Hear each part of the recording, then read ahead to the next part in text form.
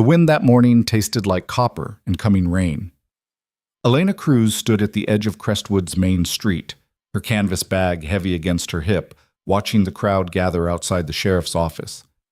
She'd seen mobs before, men with too much anger and not enough sense, women clutching their shawls like armor. But this felt different. This felt personal. "They're going to string him up," a voice said beside her. Elena turned. The speaker was Martha Henley, the seamstress, her fingers perpetually stained with dye. Her face held that particular expression women got when they wanted to share something terrible disguised as concern. "Who?" Elena asked, though she already knew. "Caleb Vance, the rancher." Martha's lips pursed. "You're not from here, so you wouldn't know, but that man's been, well, there's no polite way to say it.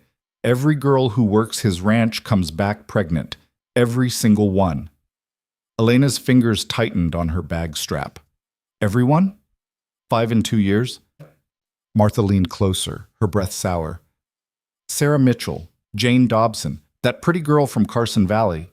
What was her name? Doesn't matter. And just last month, Rebecca Thornton. 16 years old, Elena. 16. Rode into town 3 days ago, crying her eyes out, belly already showing." The crowd was getting louder. Elena could see Sheriff Morrison on the steps, hands raised, trying to calm voices that didn't want calming. "Has anyone asked him?" Elena said. Martha blinked. "Asked who?" "Vance. Has anyone asked him what happened?" "He doesn't talk." Martha's tone suggested this was evidence enough.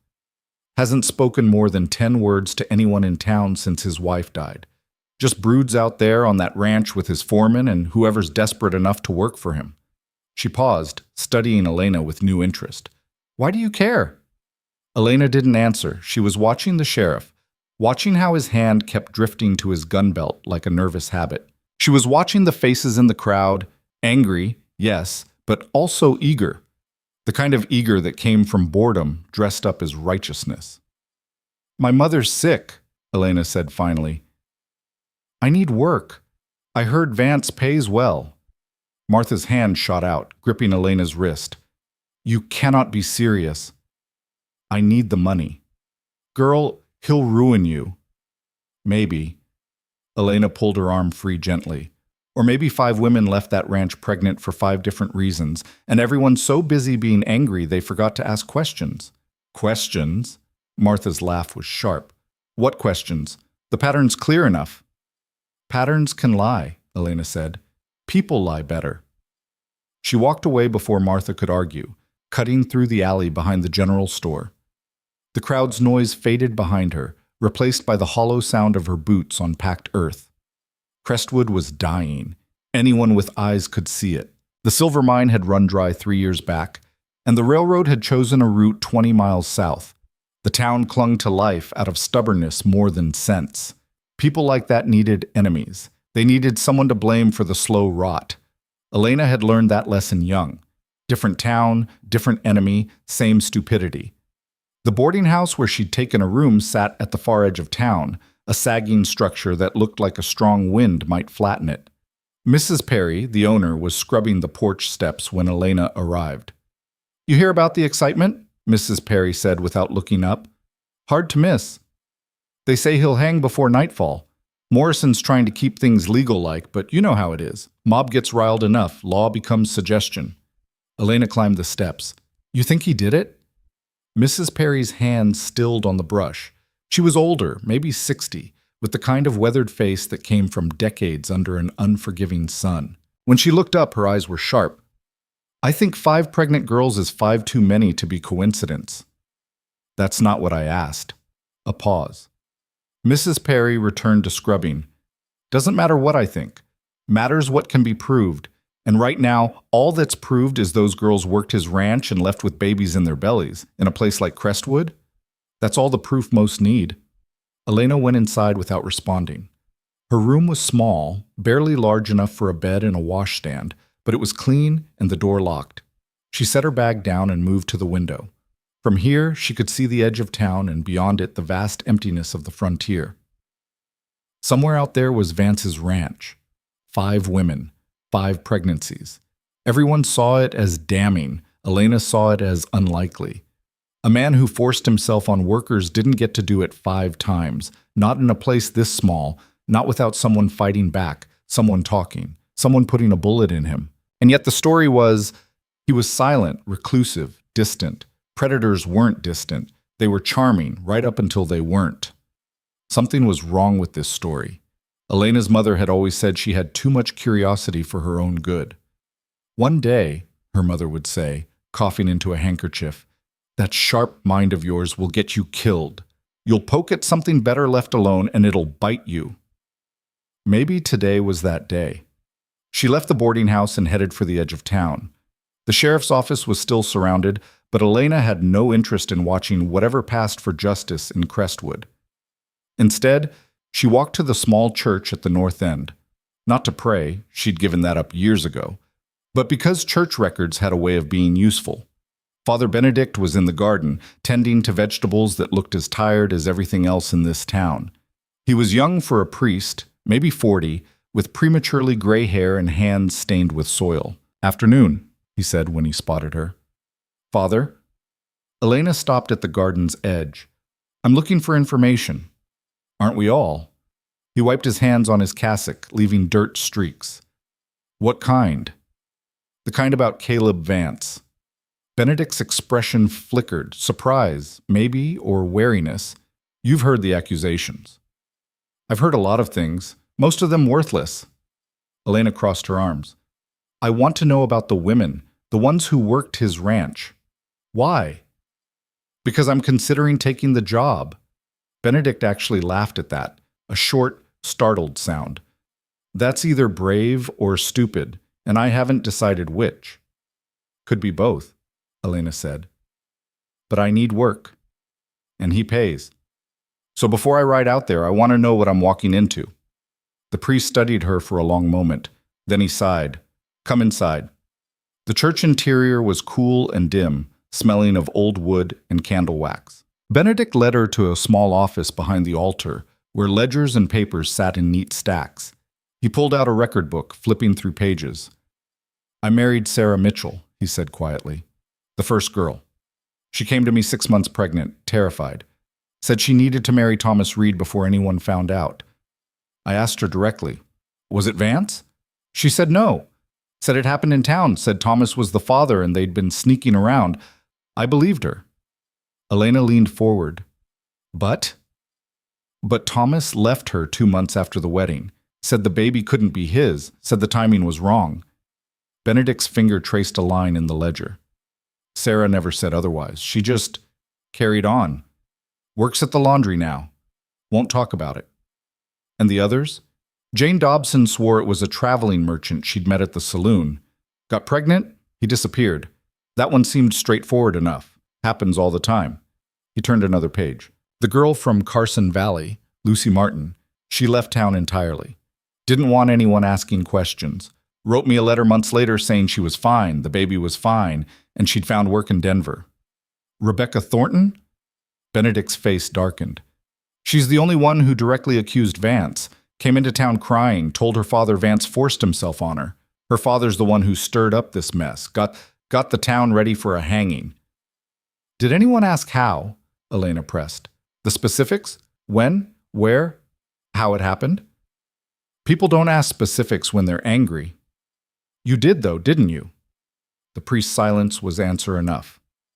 "What did she say?" Benedict closed the ledger. "She said it happened in the barn. Late evening, after the other workers had left.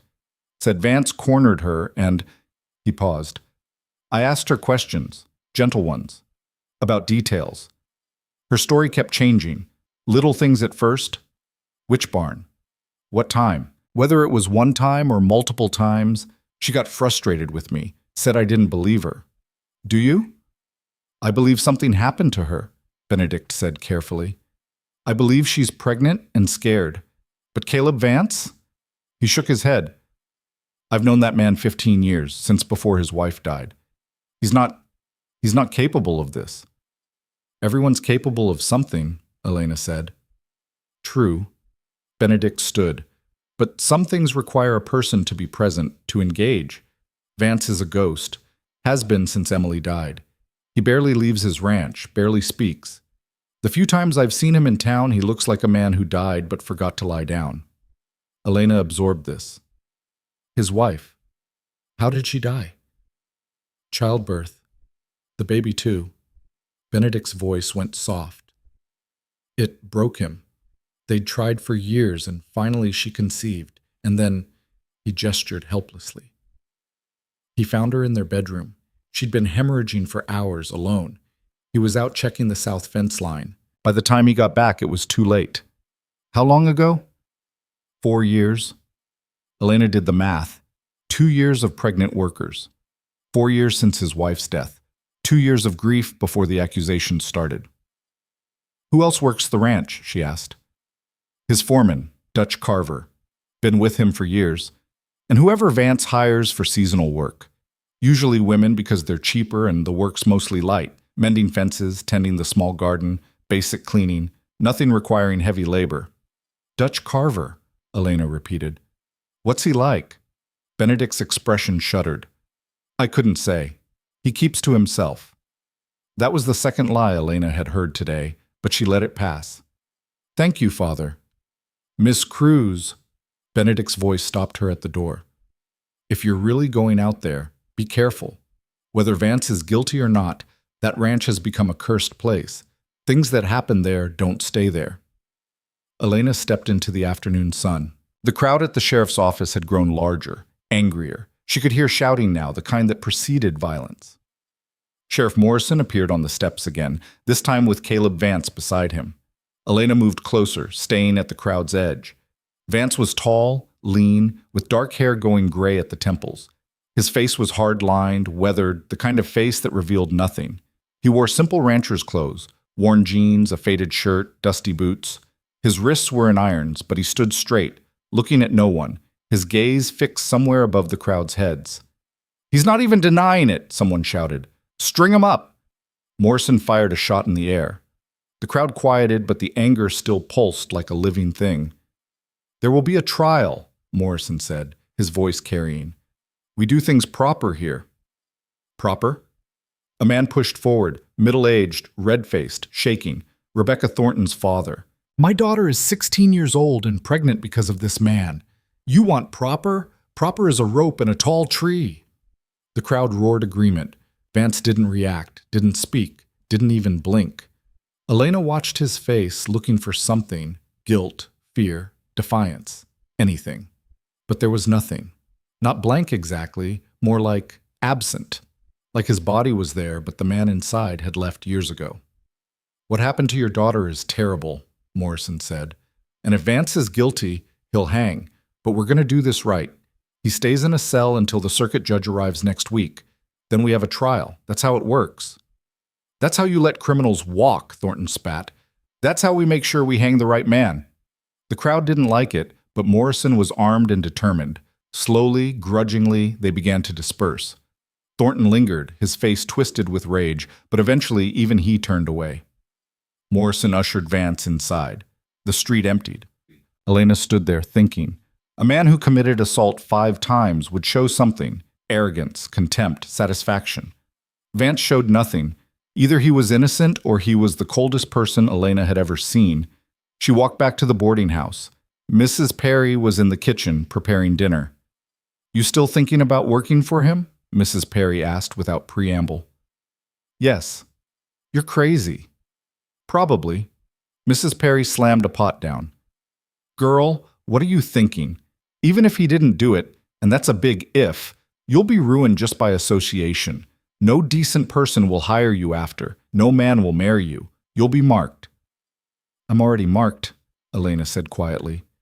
I'm a woman alone with no family, no money, and a dying mother who needs medicine I can't afford. I'm marked the day I was born. Mrs. Perry's expression softened. There are other ways. Name one that pays enough. Silence. That's what I thought, Elena said. She headed for her room, then paused. Mrs. Perry, when those girls came back pregnant, did any of them talk? Really talk? Not accusations or rumors, but actual details? Sarah Mitchell worked here for a few weeks, doing laundry. Sweet girl. I asked her once, careful-like, What happened out there? Mrs. Perry's voice dropped. She said she didn't know, that she woke up one morning feeling strange, and a few weeks later she realized she was pregnant. Couldn't remember anything unusual happening, no force, no encounter, just blank space where memory should be. Elena's blood went cold. She couldn't remember? Said it was like trying to recall a dream, bits and pieces, nothing solid. And no one thought that was important? Mrs. Perry shrugged helplessly. People hear what they want to hear. They wanted to hear Vance was guilty, so that's what they heard. Elena lay awake that night, staring at the ceiling, turning facts over in her mind like stones. 5 women, 5 pregnancies, 1 accused man who barely spoke or moved, 1 foreman the priest wouldn't discuss, and at least 1 victim who couldn't remember what happened to her. That wasn't assault. That was something else entirely. The next morning, Elena packed her bag, left money for Mrs. Perry, and headed for the livery. She rented a horse, a gray mare with kind eyes, and asked for directions to the Vance ranch. "You sure about this?" the livery owner asked. "No," Elena said honestly, "but I'm going anyway." The ride took 2 hours. The land was beautiful in a harsh, unforgiving way. Rolling hills, sparse vegetation, the constant wind carrying the scent of sage. The sky stretched forever, so blue it hurt to look at. The ranch appeared gradually, first as a smudge on the horizon, then resolving into structures, a main house, barn, several outbuildings, corrals. It looked well maintained, which surprised her. She'd expected neglect, decay. Instead, everything was neat, functional, cared for. A man emerged from the barn as she approached, tall, thick-bodied, with a face like a clenched fist. Dutch carver, she assumed. "Help you?" His voice was rough, suspicious. Elena dismounted. "I'm looking for work. I heard Mr. Vance pays well." Carver's eyes narrowed. "You heard wrong. Position's filled." "Is it?" Elena met his gaze steadily. "Because I heard different. Heard you've had trouble keeping workers. You got a mouth on you." "I've got skills too. I can mend, clean, cook, handle basic ranch work. I'm not afraid of hard labor." She paused. "And I need the money bad enough to ignore the rumors." "Rumors." Carver spat in the dirt. "That what they're calling it?" "Among other things." He studied her, and Elena felt the weight of his assessment. She kept her expression neutral, letting him look his fill. "Wait here," he said finally. He disappeared into the house. Elena stood beside her horse, one hand on the mare's neck, feeling the animal's warmth. The ranch was quiet except for wind and the distant sound of cattle. It felt isolated out here, cut off from the world.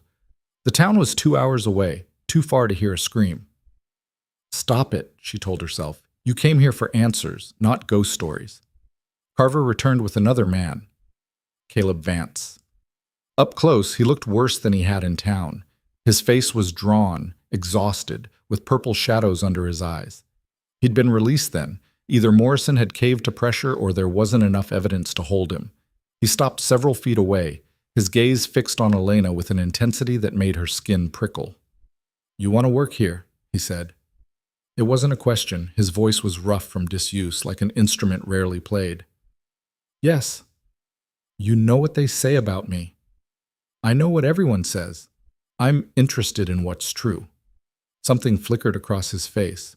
Surprise, maybe. "What's true is 5 women left here pregnant. What's true is this town wants me dead. What's true is working here will destroy your reputation." He paused. "Still interested? How much does it pay?" The question seemed to throw him. Carver made a sound that might have been a laugh. "Twice what you'd make anywhere else," Vance said finally. "Room, board, and wages. Work's not hard. Garden, cleaning, mending. You'd have Sundays off." "Why so much?" "Because no one else will come." Fair enough, Elena thought. "I'll take it." "Just like that?" "Just like that." Vance studied her the way Carver had, but differently, like he was trying to solve a puzzle. "What's your name?" "Elena Cruz." "Why are you really here, Miss Cruz?" She could have lied. Should have, probably. But something about the way he asked, direct, tired, like he didn't have energy for games, made her tell the truth. Because 5 pregnant women is a pattern, and patterns mean something. Because you don't act like a guilty man, and because I'm either going to prove you're innocent or figure out what you're really guilty of. The silence that followed felt like a held breath. Carver's hand had moved to his belt where Elena could see a knife sheath. Vance's expression had gone completely blank. Then, unexpectedly, Vance laughed. It was a rusty, broken sound, like something that hadn't been used in years. "You're honest," he said. "Or stupid. Haven't decided which. Could be both." "Yeah." He looked at her a moment longer. "All right, you can stay. Carver will show you to the bunkhouse. Rules are simple. Do your work, keep to yourself, don't go wandering, especially at night. You break those rules, you leave. Understood?" "Why can't I wander at night?" "Because I said so." "That's not a reason." "It's the only one you're getting." They stared at each other. Elena knew she was pushing, knew she should back down, but something stubborn in her refused. Finally, Vance turned away. "Carver, get her settled." He walked toward the barn, his shoulders tight with tension. Carver gestured for Elena to follow, leading her to a small building behind the main house. The bunkhouse was simple: 4 beds, a stove, a table. Clean, but clearly unused recently. "You'll sleep here," Carver said. "Work starts at dawn. Meals are at 6, noon, and 6. You don't go in the main house unless asked. You don't go near the barn after dark. You see something strange, you tell me. Not Vance. Me. Clear?" "Why not Vance?" Carver's face hardened. "Because I'm the one who'll believe you. Now you got more questions, or you gonna let me get back to work?" Elena dropped her bag on a bed. "One more. What happened to the women who worked here before me?" "They got pregnant and left. You know that already." "I know the story. I want the truth." Carver moved toward the door, then stopped. When he spoke again, his voice was lower, almost regretful. "The truth is I don't know. And that's what scares me." He left before she could respond. Elena unpacked slowly, her mind racing. Carver was afraid. Vance was broken. And somewhere on this ranch, something was happening that no one understood. She'd come here for answers. She had a feeling finding them might kill her. But then again, she'd never been smart enough to quit when she should. The first days passed in a strange, tense rhythm. Elena worked, tending the garden, cleaning, mending torn clothes and broken hinges. The work was exactly what Vance had promised. Not hard, but constant. She barely saw him. He spent most of his time in the barn or riding the property, always distant, always silent. Carver, though. Carver watched her. Not in a threatening way exactly, more like a guard dog that hadn't decided if she was friend or foe. He'd appear at odd moments, while she was hanging laundry, while she was fixing the bunkhouse door, while she was picking vegetables. Never saying much, just watching. On the 3rd day, Elena tested the boundaries. After dinner, as the sun was setting, she walked toward the barn. Carver appeared out of nowhere, blocking her path. "Where are you going?" "Just looking around." "Look somewhere else." "Why? What's in the barn?" "None of your business." They faced off in the fading light. Carver was bigger, stronger, but Elena had learned young that fear was optional. "Everything on this ranch is my business if it involves pregnant women," she said quietly. "So either tell me what's in there, or get out of my way so I can look myself." Carver's jaw worked. For a moment, she thought he might actually hit her. Then, "Supplies, equipment, nothing interesting." "Then why can't I see it?" "Because Vance said so." "Vance says a lot of things. Doesn't make them law." "On his ranch?" "Yeah, it does." Carver stepped closer, and Elena had to force herself not to retreat. "Listen to me, girl. I don't know what you think you're going to find here, but whatever it is, it's not worth dying for. You want to live through this? Follow the rules. Don't ask questions. Do your work and collect your pay, and get out when your time's up." "And if I don't?" "Then you'll end up like the others." Elena's breath caught. What does that mean? But Carver had already turned away, heading toward his own quarters behind the main house. That night, Elena lay in the bunkhouse, listening to the wind. Follow the rules. Don't ask questions. She'd never been good at either. The ranch felt different after dark. During the day, it was just a working spread: cattle, horses, the normal sounds of animals and labor. But at night, the quiet had weight, the kind of quiet that made you hear your own heartbeat. made every creak and whisper sound deliberate. Elena rose from her bed, moving quietly. She dressed, pulled on her boots, and eased the bunkhouse door open. The yard was silver with moonlight, no sign of Carver or Vance. She moved quickly, staying in the shadows, heading for the barn. The door was unlocked. Inside it smelled of hay and leather and horse. Normal. She lit a small lantern she'd brought, keeping the flame low. Supplies, Carver had said. Equipment.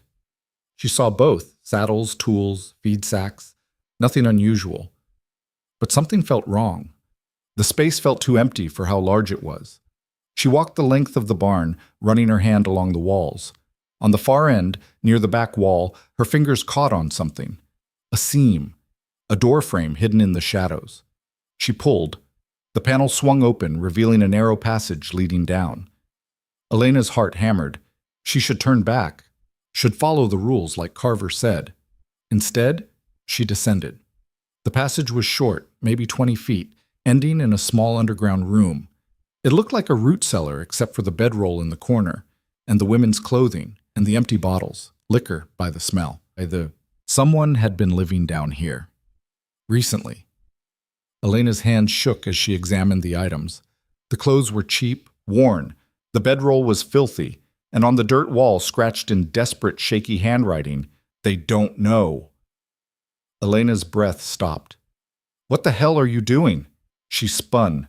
Carver filled the passage entrance, his face twisted with fury. "I found," Elena started. "You found something you shouldn't have." He grabbed her arm, hauling her up the passage. She fought, but he was too strong. He dragged her into the barn, slamming the hidden door shut behind them. "Who was living down there?" Elena demanded. "No one. The clothes, old stuff, left over from previous workers." "That's a lie. Someone was living in that cellar, someone who didn't want to be found." Elena wrenched her arm free. "What's happening here, Carver? What are you hiding?" "Nothing that concerns you." "Everything here concerns me. Those women got exactly what they asked for." Carver's face was dark, ugly. "You think you're so smart coming here, playing detective. You're not. You're just another stupid girl who doesn't know when to quit. Tell me the truth." "The truth?" Carver laughed bitterly. "The truth is you should pack your things and leave tonight, before you end up like them." "Like who?" But Carver was already walking away. Elena stood in the barn, her mind racing. The cellar, the clothes. They don't know. Who didn't know? The women? The town? Vance? She needed to talk to him, needed to make him explain what was happening on his ranch. She found him near the corrals, checking a fence line by lamplight. He looked up as she approached, his expression unreadable. "Miss Cruz, it's late. I need to talk to you. Tomorrow. Now." Elena stopped in front of him. "There's a cellar under your barn. Someone was living in it." Vance went very still. "You went in the barn?" "Yes. I told you not to wander at night." "And I told you I wanted the truth. So here we are." Elena crossed her arms. "Who was in that cellar?" For a long moment, Vance said nothing. Then slowly, he set down his tools. "I don't know, sir," he said finally. His voice was barely above a whisper. "What?" "I don't know." He looked at her, and in the lamplight she saw something she hadn't expected. Fear. "I found that cellar 2 months ago. Found the bedroll, the clothes, everything. I asked Carver. He said he didn't know either. Said it must have been one of the workers hiding out for some reason." "You believed him?" "No." Vance's hands clenched. "But I don't know what else to believe. I've been trying to figure it out, but..." He stopped, exhaled slowly. "I'm not good at this. At talking. At figuring people out. My wife. She was the one who... She understood people. I just understood cattle and land. After she died, His voice cracked. "I stopped trying to understand anything." Elena watched him. This broken man everyone thought was a monster. "Someone's been living on your ranch without your knowledge," she said carefully. "Someone who had access to your workers." "Yes." And you didn't think that might be connected to the pregnancies? I thought it. Vance's voice was rough. But I don't have proof. Don't have anything except an empty cellar and accusations I can't defend against. Then we find proof. He looked at her. We. You hired me to work. I'm working. Elena met his gaze. But I'm not leaving until I know what happened to those women, so either help me or stay out of my way. A long silence. Then surprisingly, Vance smiled. It was small, sad, but genuine. You're trouble, Miss Cruz. Been told that before? I believe it. He picked up his tools. All right, we'll look. But carefully. If Carver's involved somehow, I need to know. And if it's something else, he didn't finish. It's something else, Elena said quietly. I'm sure of it. They worked through the night, searching the barn, the outbuildings, anywhere someone might have hidden. They found nothing else unusual. Just that cellar, empty now except for ghosts. As dawn broke, Elena returned to the bunkhouse, exhausted. She lay down on the bed, her mind spinning. They don't know. Who wrote that? One of the pregnant women? Someone else? She fell asleep still thinking about it, and in her dreams she was back in the cellar, scratching words on the wall while something dark and formless watched from the shadows. When she woke, the sun was high. She'd slept through the morning.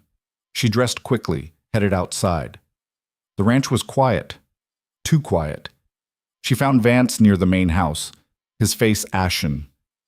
What happened? She asked. He handed her a piece of paper. This was nailed to the barn door this morning. Elena read it, her blood turning to ice. She's next. Elena stared at the crude letters, black paint still wet enough to smudge under her thumb. The threat wasn't elegant or clever, just raw and direct, like someone had finally stopped pretending. When did you find this? She asked. Vance's jaw was tight. Maybe an hour ago. I was checking the water trough, came back, and there it was. You see anyone? No, but I wasn't looking. He pulled the paper from her hands, crumpled it. You need to leave, today. I'll pay you for a full month, give you enough for a horse if you need it, but you have to go. Elena felt that familiar stubborn heat rise in her chest. No. Miss Cruz, I said no. She looked toward the barn, then back at him. Someone just told us exactly what we needed to know. They're scared. Scared enough to threaten me in broad daylight on your property. That means we're close to something. Or it means you're about to get hurt. Maybe. But running now means those women never get answers. Means you stay guilty in everyone's eyes. Means whoever did this keeps doing it. Elena crossed her arms. I didn't come here to run at the first sign of trouble. Vance studied her with something that might have been respect or frustration, hard to tell with a face that gave away so little. You're insane. Been called worse. I don't doubt it. He exhaled slowly, looked at the crumpled paper in his fist. If you stay, things change. No more working alone, no more wandering. You stay where I can see you, or you stay with Carver. Understood? What about at night? At night you lock yourself in the bunkhouse, and you don't open that door for anyone. Not me, not Carver, not a choir of angels singing hymns, no one. Elena nodded. All right, but I need something from you. What? I need to talk to those women, the ones who left pregnant. I need to hear their stories directly, not filtered through town gossip.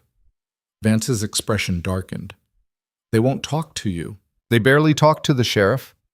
They might talk to me, woman to woman. Elena paused. And they definitely won't talk if you're standing there. You're the man they've accused, but me? I'm just another worker, someone who might end up like them. That's a hell of a way to get information. You have a better idea? He didn't answer, which was answer enough. They spent the rest of the morning working side by side, Elena weeding the garden while Vance repaired a section of fence nearby. The sun climbed higher, turning the air thick and hot. Elena's shirt stuck to her back, sweat running down her spine. She'd grown up doing farm work, but this land seemed determined to break anyone who tried to tame it. Around noon, Carver appeared from the direction of the south pasture. He looked worse than usual, face drawn, movements jerky. When he saw Elena, something flickered across his features. Guilt, maybe. Need to talk to you, he said to Vance, not looking at Elena. Vance set down his tools. Go ahead. Private. Anything you need to say, you can say in front of Miss Cruz. Carver's hands clenched. Boss, I don't care what you think. Vance's voice went cold. Talk or don't, but I'm done with secrets on my own ranch. The silence stretched between them like a rope about to snap.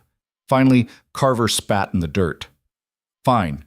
Someone's been in the old line shack, East Ridge, the one we haven't used in 2 years. I rode out to check the fence line this morning and found fresh tracks, signs of a fire from last night. Whoever was there is gone now, but they left in a hurry. Food still out, blankets still warm. Elena's pulse kicked up. What kind of tracks? Carver finally looked at her. Boot prints. Men's size, I'd guess. Heavy tread, like work boots, and something else. What? Women's shoes. Smaller prints, lighter, like someone was walking real careful, trying not to leave much trace. He turned back to Vance. I think whoever wrote that note was staying out there. Think they saw Miss Cruz poking around the cellar and got spooked. Show me, Vance said immediately. It's a 2-hour ride. I don't care. Show me. Carver looked like he wanted to argue, but something in Vance's face stopped him. All right, but we should go now while there's still light. Miss Cruz comes with us. The hell she does, Carver snapped. She's the one they're threatening. Which is exactly why she stays where I can see her. Vance moved toward the stable. Get the horses ready. We leave in 10 minutes. Carver muttered something under his breath that might have been a prayer or a curse, then stalked off. Elena followed Vance to the stable, her mind racing. You think it's the same person who was in the cellar? She asked. I think there's someone on my land who shouldn't be here. Someone who knows things they shouldn't know. Vance pulled a saddle from the rack, his movements efficient despite the tension in his shoulders. And I think that person is connected to what happened to those women, even if I can't prove it yet. What if it's Carver? Vance paused, the saddle halfway onto his horse. You think he's involved? I think he knows more than he's saying. I think he's scared of something, and I think that note showed up awfully convenient after I found that cellar. Elena picked up her own saddle. The stable hand had already brought out the gray mare she'd been riding. He's your foreman. He's been here through all of this. If someone was sneaking onto your property, he'd have the best chance of knowing. He's also been loyal to me for 8 years. Stayed when everyone else left after Emily died. Worked twice as hard to keep this place running when I could barely get out of bed. Vance's voice was rough. I don't want to believe he'd betray me like that. What doesn't matter? Only what's true. Vance finished saddling his horse, a big black gelding that looked mean-tempered. You sound like my wife. She used to say the same thing. She sounds smart. She was. He led the horse out of the stable. Too smart to die the way she did. Elena wanted to ask what he meant by that, but Carver appeared with his own mount, a stocky bay, and the moment passed. They rode out in silence, heading east toward higher ground. The land changed as they climbed, becoming rockier, more severe. Scrub brush gave way to scattered pines. The air cooled slightly, though the sun still beat down merciless. Elena's mare picked her way carefully over loose stones, ears swiveling at every sound. Carver led them along a narrow trail that switchbacked up the ridge. Below, the ranch spread out like a toy model, buildings tiny, the land stretching vast and empty in all directions. It was beautiful in a way that made Elena's chest tight, beautiful and lonely. After what felt like hours, Carver held up a hand. They stopped. Ahead, tucked against a rock face, was a small shack. It looked ancient, the wood silvered with age, the roof sagging, but smoke stains on the stone chimney looked fresh. Stay here, Vance said to Elena. Not a chance. Miss Cruz, we've already had this argument. You lost. She dismounted before he could stop her. Vance muttered something that definitely wasn't a prayer, then swung down from his horse. Carver did the same, his hand drifting to the gun at his hip. They approached the shack cautiously. The door hung crooked on leather hinges. Vance pushed it open with his boot. Inside was exactly what Carver had described. Evidence of recent occupation. A fire pit with cold ashes, a tin plate with dried beans, a blanket bunched in the corner, and on the rough wooden wall, more scratched writing. He knows where they go. Elena stepped closer, her heart hammering. The handwriting was shaky, desperate, just like in the cellar. Same person, she was certain. Who knows? Carver said behind her. Knows what? Elena ran her finger over the words. The women. Someone knows where the women go after they leave the ranch. They go home, Carver said, or to family, or wherever pregnant girls go when they're ashamed. Sarah Mitchell went home. Jane Dobson stayed in town. Lucy Martin went to Denver. Elena turned to face them. But someone's been tracking them, following them, making sure they don't talk about what really happened here. Vance's face had gone gray. You think someone's threatening them? I think someone's been controlling this whole situation from the start. Controlling what happens to the women, controlling what they say, controlling the story the town believes. Elena moved around the small space, looking for anything else useful. The question is why? What's the point? If this is about attacking you, Vance, why not just kill you? Why this elaborate setup? Maybe it's not about him, Carver said quietly. Elena and Vance both turned to look at him. Carver's face was pale, his hands shaking slightly. Maybe it's about the ranch, about getting him to leave so someone else can take it. Who would want this land that badly? Vance asked. Anyone who knows about the water rights. Carver sank down on a stump outside the shack, his legs seeming to give out. You never filed them properly, boss. After Emily died, you let a lot of paperwork slide. There's a clause in the territory law. If you abandon the property or get convicted of a crime, those water rights revert to whoever files first. Elena's breath caught. And water rights out here are worth everything, Carver finished. This drought's been going on 3 years. Most spreads are barely surviving. But your ranch? Your ranch has that spring-fed creek that never runs dry. Whoever controls that water controls half the valley. Vance stood very still, and Elena could see him putting pieces together. Someone's been trying to drive me off my own land. Or get you hanged, Carver said. Either way works. Who benefits? Elena pressed. Who's been circling, waiting for Vance to fail? Carver and Vance exchanged a look. Marcus Thornton, Vance said finally. Rebecca's father. He's got the spread just north of here. Been trying to buy me out for 2 years, kept offering less and less because he knows I'm struggling. Last time he came by, he told me I'd be smart to sell before something bad happened. When was this? 4 months ago, right before... Vance stopped. Right before Rebecca came to work here, Elena finished, and then she accused you of assault. The implications hung in the air like smoke. That son of a... Vance started toward his horse. Elena grabbed his arm. Wait, think. If we're right about this, if Thornton set this whole thing up, he's dangerous. He's been getting away with it for 2 years. He's not going to just confess because you show up angry. Then what do you suggest? Elena looked around the shack, thinking fast. We need proof.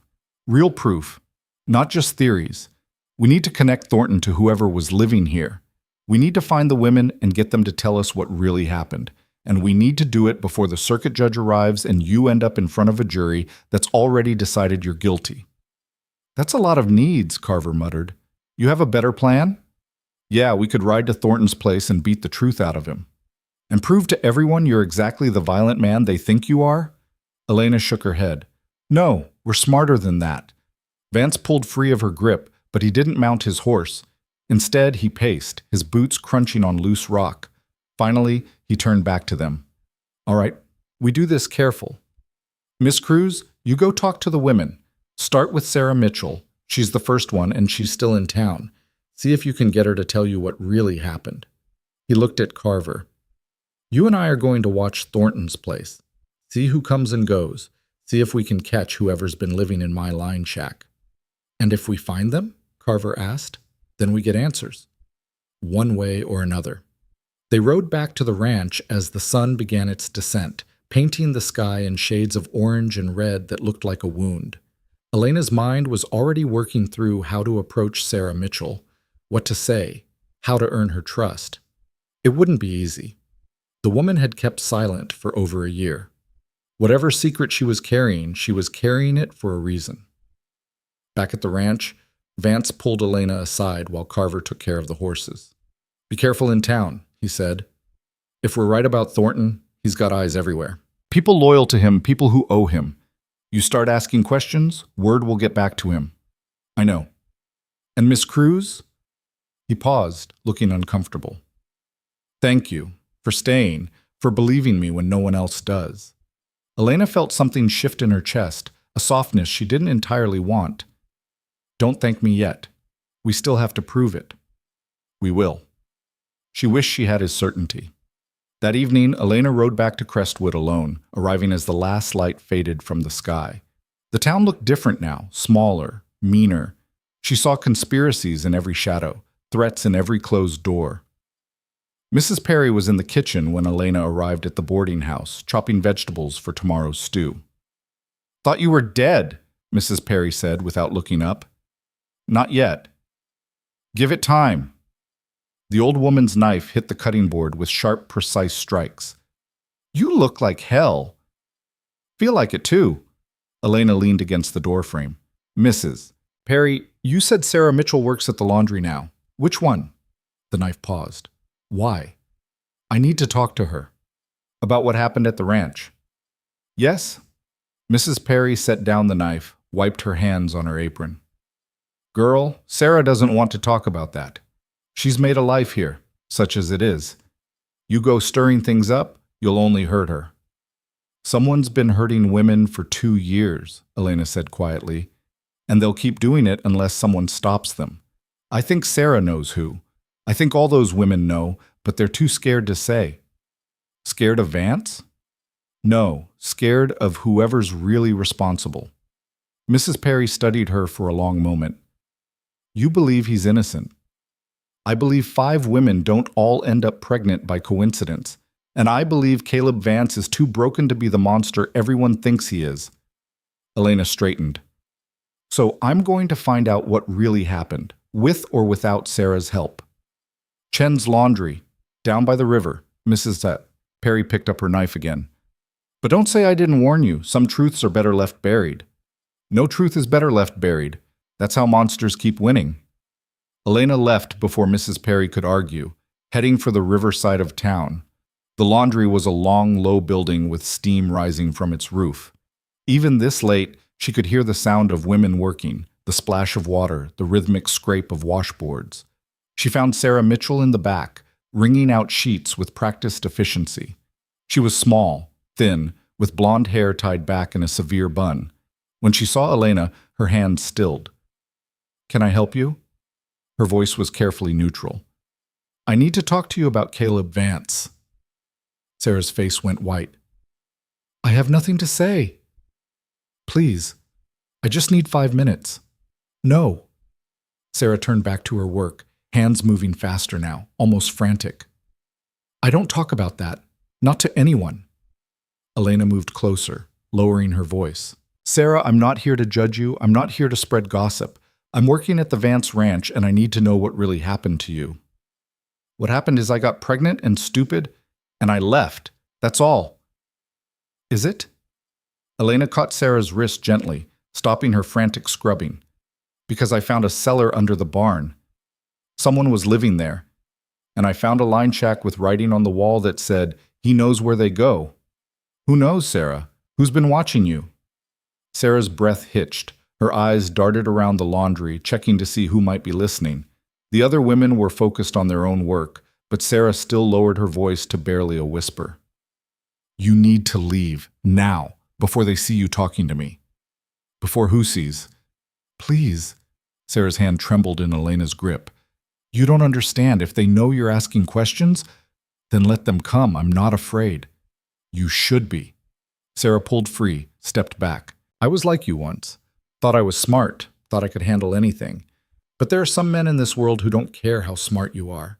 They just take what they want, and they make sure you can't tell anyone about it. Was it Vance?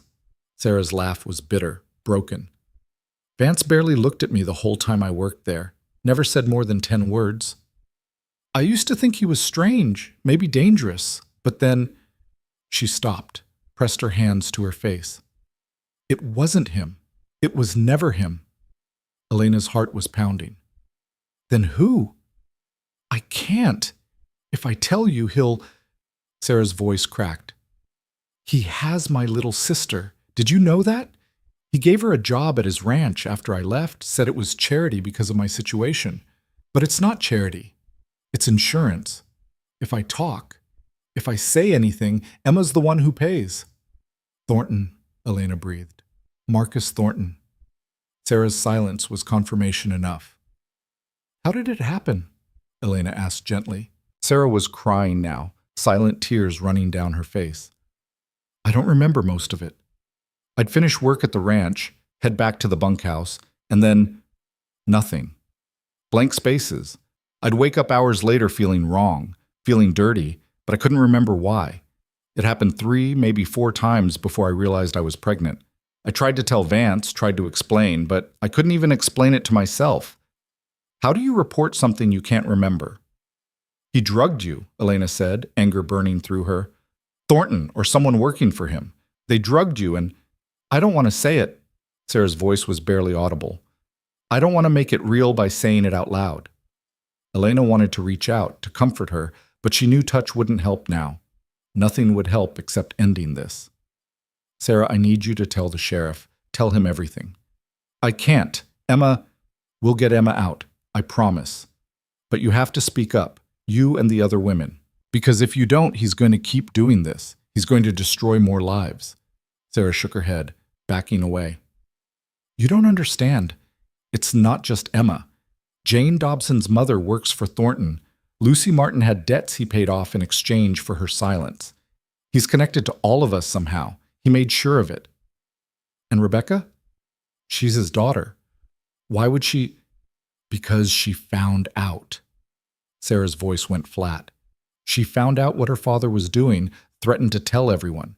So he turned it around, made her the victim, made Vance the villain, made it so she couldn't expose him without destroying herself. She looked at Elena with hollow eyes. That's what he does. He traps you. He makes it so the truth is more painful than the lie. Elena felt sick. The careful, elaborate cruelty of it, using pregnancy as a weapon, silence as a cage. There has to be a way. There has to be something we can do. There isn't. I've tried. We've all tried. Sarah turned back to her washing, her movements mechanical. Go back to the ranch, Miss Cruz. Do your work, keep your head down, and maybe you'll get out of this alive. That's the best any of us can hope for. But Elena was already walking away, her mind racing. Sarah wouldn't talk, not while Thornton had leverage. But Rebecca might. Rebecca was the key. If she was genuinely a victim of her father's scheme, if she'd been trying to expose him, maybe Elena could reach her. She had to try. The Thornton place was north of town, a sprawling ranch that made Vance's look modest by comparison. Elena approached on foot, having left the gray mare tied in a copse of trees a quarter-mile back. The main house blazed with lamplight, and she could hear voices, men's voices, rough and loud. She circled around, looking for another way in, a separate building in the back, smaller, probably servants' quarters or a girl's room. Elena moved closer, staying in the shadows. Through a window, she could see Rebecca Thornton sitting on a bed, her face swollen from crying, her hand pressed to her stomach. She looked young, scared, and utterly trapped. Elena tapped on the window. Rebecca's head shot up, eyes wide. Please, Elena mouthed through the glass. I need to talk to you. Rebecca shook her head frantically, waving her away. Elena tapped again, more insistent. I know what your father did. That stopped Rebecca cold. She stared at Elena for a long moment, then stood and opened the window a crack. You need to leave, Rebecca whispered. If my father finds you here, I talked to Sarah Mitchell. I know the truth. Rebecca's face crumpled. Then you know there's nothing I can do, nothing any of us can do. That's not true. You can testify. Tell the sheriff what really happened. I already told the sheriff. I told him Vance attacked me. Because your father made you. Because he threatened you. Elena gripped the windowsill. But you can take it back. You can tell the truth. The truth? Rebecca's laugh was hollow. The truth is, I'm 16 and pregnant because I tried to stop my father from destroying innocent women. The truth is, I confronted him, told him I'd go to the authorities, and her voice broke. He said if I told anyone, he'd make sure everyone thought I was lying to protect Vance. He'd make sure I was the villain instead of him. so I did what he said. I accused Vance. I played the victim, and now a good man is going to hang because I was too much of a coward to stand up to my father. Elena's throat was tight. You were trying to protect yourself. That doesn't make you a coward. Doesn't make me brave either. Rebecca's hand trembled on the window frame. Miss Cruz, please go. My father has people watching. If they see you here... A door slammed inside the house. Heavy footsteps. Rebecca's face went pale. Go. Now. Elena wanted to argue, wanted to drag the girl out the window and away from this place, but the footsteps were getting closer. She dropped down, pressed herself against the side of the building. The door to Rebecca's room opened. Marcus Thornton's voice boomed out, false cheerful. There's my girl. Feeling better? Yes, Father. Rebecca's voice was small, defeated. Good. Because the circuit judge arrives in 3 days, and we need to make sure your testimony is perfect. Can't have any hesitation, any doubt. You understand? I understand. That's my smart girl. A pause. You haven't been talking to anyone, have you? No visitors? No, Father. Because if I found out you'd been sharing our family business with outsiders, well, that would be unfortunate. For everyone involved. The threat was clear even through the wall. Elena's hands clenched into fists, nails biting into her palms. I haven't talked to anyone, Rebecca said. I promise. Good. The footsteps retreated. The door closed. Elena waited a full minute before moving, then slipped away into the darkness. Her mind was racing, anger and frustration warring with determination. They had the truth now, pieces of it at least, but no way to prove it. No way to make anyone believe them. She needed leverage.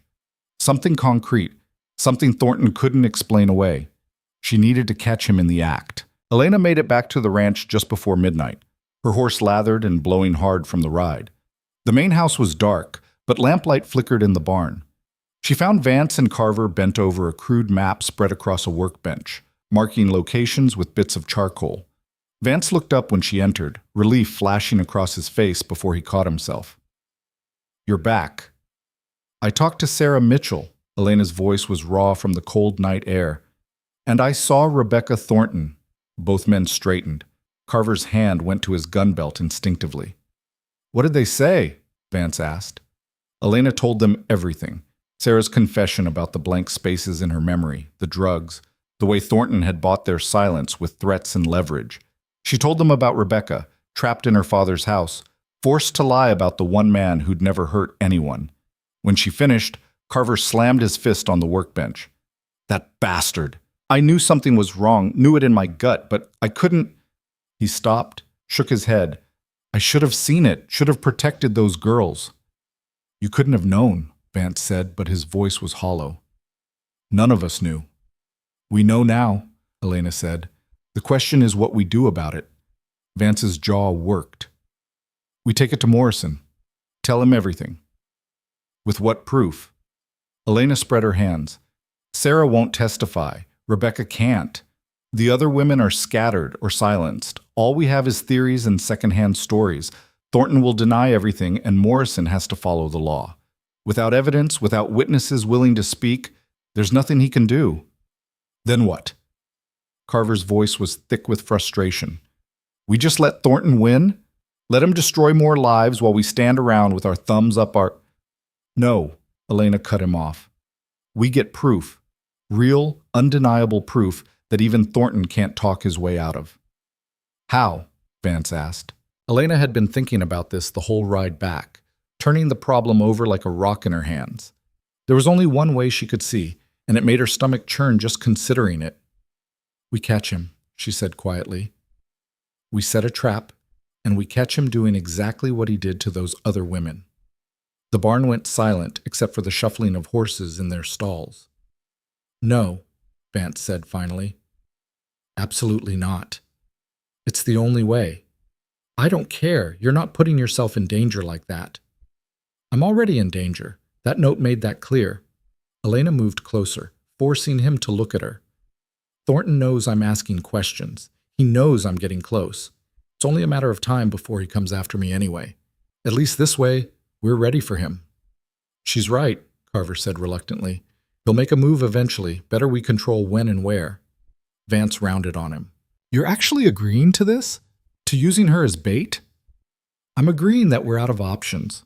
Carver's face was grim. And I'm agreeing that if we don't stop him now, someone else is going to get hurt. Maybe Miss Cruz. Maybe another girl who comes looking for work. Maybe you're Rebecca when her father decides she's too much of a liability to keep around. That hit home. Vance's hands clenched, unclenched. There has to be another way. Name it, Elena challenged. Give me one other option that doesn't end with you hanging and Thornton walking free. He couldn't. She could see it in his face, the desperate search for an alternative that didn't exist. How would it work? He asked finally. The words dragged out of him. Elena had been planning this in her head for the past hour. We make it known in town that I'm still working here. Make sure Thornton hears about it. He'll send someone, whoever's been living in that cellar probably. Same pattern as before. They'll try to drug me, then... She swallowed. Then we catch them in the act. And if something goes wrong... Vance's voice was tight. If we're not fast enough, if Thornton doesn't take the bait, then I'll handle it. Elena met his eyes. I'm not helpless, Vance. I've dealt with men like Thornton before. Different town, different face, same ugliness underneath. I know what I'm walking into. That doesn't make it easier to agree to. I know. Something in her chest softened at the concern in his voice. But it's my choice to make. And I'm making it. Carver cleared his throat. If we're doing this, we need to do it smart. Plan every detail. Make sure we've got her covered from every angle. They spent the next 2 hours laying it out. Elena would continue working at the ranch, visible and vulnerable. They'd spread word in town through Mrs. Perry, make sure it reached Thornton's ears. Vance and Carver would watch the property in shifts, especially after dark. When Thornton's man made his move, they'd be ready. What about the drugs? Elena asked. If he tries to put something in my food or water, you don't eat or drink anything you haven't prepared yourself, Vance said immediately. And even then, we test it. Carver knows enough about poisons to spot most of them. Worked in a mining camp when I was young, Carver explained. Saw men get poisoned over claim disputes. You learn to be careful. They agreed on signals, a lantern in the bunkhouse window if Elena felt unsafe, 2 if she needed immediate help. They went over the layout of the ranch, identified places where someone could hide, approaches they'd need to watch. By the time they finished, Elena's eyes were burning with exhaustion. Dawn was maybe 2 hours away, and her body felt like lead. Get some sleep, Vance said. We start tomorrow.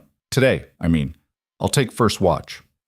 Elena nodded, too tired to argue. She made her way to the bunkhouse, locked the door behind her, and collapsed onto the bed still fully clothed. Sleep came fast and hard, pulling her under like dark water. She dreamed of cellars and scratched messages, of Rebecca's tear-stained face and Sarah's hollow eyes. She dreamed of Thornton standing in a doorway, backlit and faceless, saying, "That's my smart girl," over and over until the words lost meaning. She woke to gray morning light and the smell of coffee.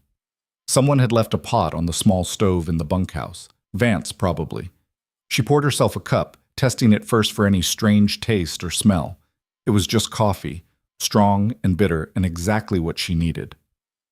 Outside, the ranch was coming to life. She could hear Carver working with the horses, hear cattle lowing in the distance. Normal sounds. She clung to them like anchors. The next few days fell into a strange rhythm. Elena worked, tending the garden, mending clothes, cleaning. Normal, visible tasks. She rode into town twice, making sure to talk to Mrs. Perry where others could overhear, making sure word spread that the crazy girl was still at the cursed ranch, still asking questions, still poking at things better left alone. She could feel eyes on her in town. Not just curiosity, something darker. Watching. Assessing. Good, she thought. Let them watch. Let them report back to Thornton. On the third night, Elena was washing dishes after dinner when she heard it, a sound that didn't belong. A scrape against the bunkhouse wall, too deliberate to be wind. Her pulse kicked up. She kept washing, hands steady through force of will, and moved to the window. The signal lantern sat on the sill, ready. She lit it, adjusted the flame. One light, possible threat. Outside, nothing moved, but she could feel it now, that sensation of being watched. Someone was out there, She finished the dishes, took her time drying and putting them away. Normal routine, nothing to suggest she knew. Then she moved to her bed, sat down to remove her boots. The door handle turned, just slightly, testing. Elena's breath caught. She'd locked it. She was sure she'd locked it, but the handle turned again, more insistent this time. "Miss Cruz?" A man's voice, unfamiliar. "Miss Cruz, are you awake? Mr. Vance needs you at the barn." She stayed silent, pulling her knife from her boot. It was small, meant for cutting rope, but sharp enough to do damage if needed. "Miss Cruz?" The voice took on an edge. "I can hear you moving in there." Crash. The door slamming open, lock splintering. A man stood in the doorway, silhouetted against the night. Not tall, not particularly large, but there was something wrong about the way he moved. Too smooth, too confident. Elena was on her feet, knife out. "Get out!" The man laughed. "Now that's not very friendly. I just came to talk." "We can talk from over there." She backed toward the far wall, keeping distance between them. Where were Vance and Carver? They should have seen the signal. "You've been asking a lot of questions," the man said, moving into the bunkhouse. The lamplight caught his face. Ordinary features, forgettable, except for his eyes. Cold. Empty. "Mr. Thornton doesn't appreciate that." "Mr. Thornton can go to hell. Probably will, eventually, but not before he takes care of loose ends." The man reached into his coat. "Now, you can make this easy or hard. Easy. You drink this." He pulled out a small bottle, dark glass, "and you don't remember nothing that happens after. Wake up tomorrow, bit confused, but alive. Hard. Well." He smiled. "Hard ends with you in the ground and nobody asking questions because everyone knows this ranch is cursed." "Third option," Elena said. "You leave now, and I don't put this knife through your throat." "That's adorable. You think you can—" He lunged. Elena was ready, had been ready since he'd broken through the door. She dodged right, slashed with the knife. Caught his arm, drew blood. He swore, grabbed for her. The bunkhouse door crashed open again. Vance came through like a storm, catching the man by the collar and throwing him against the wall hard enough to rattle the whole structure. The bottle fell, shattered on the floor. "Don't move," Carver said from the doorway, rifle trained on the man's chest. The man slumped against the wall, breathing hard, eyes darting between them. "You're making a mistake." "The only mistake was you thinking you'd get away with this," Vance said, his voice colder than Elena had ever heard it. "What's your name?" "None of your business." Vance grabbed him by the shirt, pulled him close. "What is your name?" "Martin Cole." The man spat blood. "And you're all dead. Thornton's going to what?" Elena moved closer, her knife still in hand. "Finish what you started? Send more hired thugs? Because here's what's actually going to happen. You're going to tell Sheriff Morrison everything, every detail. How Thornton hired you, how you drugged those women, what you did to them. All of it." Cole laughed, a wet, ugly sound. "You think I'm testifying against Marcus Thornton? I'd be dead before I made it to the courthouse." "Then you better hope the law protects you," Carver said. "Because the alternative is we leave you with Vance for about 10 minutes and see what happens." Something in Vance's face must have convinced Cole that wasn't an empty threat. His bravado cracked. "Look, I was just doing a job, all right? Thornton pays well, and what happens to some ranch girls isn't my concern. I didn't hurt nobody permanent." Elena's vision went red. "You raped them, you drugged them, and you raped them, and you made sure they couldn't even remember it to report you. That's about as permanent as hurt gets." "They're fine. They got babies out of it, didn't they? Some women would be grateful." Vance's fist hit Cole's jaw so hard Elena heard teeth crack. Cole slumped, barely conscious. "We take him to Morrison now," Vance said, shaking out his hand. "Before I do something I can't take back." They bound Cole's hands with rope, put him on a horse between Vance and Carver. Elena rode beside them, her whole body still vibrating with adrenaline and fury. The ride to town felt eternal, the darkness pressing in from all sides. Morrison's office was dark when they arrived, but Vance pounded on the door until lamplight flickered to life inside. The sheriff appeared, hair mussed, gun drawn. "What in the— Vance?" He took in the scene. "What's going on?" This man's name is Martin Cole, Vance said, hauling Cole off the horse. He works for Marcus Thornton. He's the one who attacked those women at my ranch, and he's going to tell you everything. Morrison looked skeptical. That's a serious accusation. It's the truth. Elena dismounted, pulled the broken bottle from her pocket. She'd wrapped the pieces in cloth. He tried to drug me tonight. Same thing he did to Sarah Mitchell, Jane Dobson, all of them. Thornton's been running this scheme for 2 years, using his hired man to assault women and frame Vance for it. You got proof of any of this? I got Cole, Vance said. And I got his confession about working for Thornton. That's a start. Cole was awake now, blood drying on his split lip. I want a lawyer. You'll get one, Morrison said. But first, you're going in a cell. He looked at Vance. This better be real. If you're making false accusations just to clear your name, it's real, Elena said, and I can prove it. But I need you to get the women, Sarah Mitchell, Jane Dobson. Bring them here. Let them see Cole's face. Let them know he's behind bars where he can't hurt them anymore. Then ask them what really happened. Morrison hesitated. Middle of the night seems like poor timing. It's perfect timing, because Marcus Thornton doesn't know we have Cole yet. Doesn't know his scheme is falling apart. You move fast. You can get statements before he has a chance to threaten anyone or cover his tracks. Elena stepped closer to the sheriff. Please, these women deserve justice, and Vance deserves to have his name cleared. Something in her voice must have reached Morrison. He sighed, holstered his gun. All right, I'll get the women, but Cole stays in a cell, and you three stay here where I can see you. No more vigilante nonsense. Agreed, Vance said. Morrison disappeared into the back, returning with heavy shackles. He locked Cole in a cell, ignoring the man's protests about lawyers and rights. Then he grabbed his coat. Don't touch him, Morrison warned. Don't talk to him. Don't even look at him. I come back and find him hurt. I'm arresting all of you. Clear? Clear, Vance said. The sheriff left. The office fell quiet except for Cole's ragged breathing from the cell. Elena sank into a chair, her legs suddenly unreliable. The adrenaline was wearing off, leaving her shaky and cold.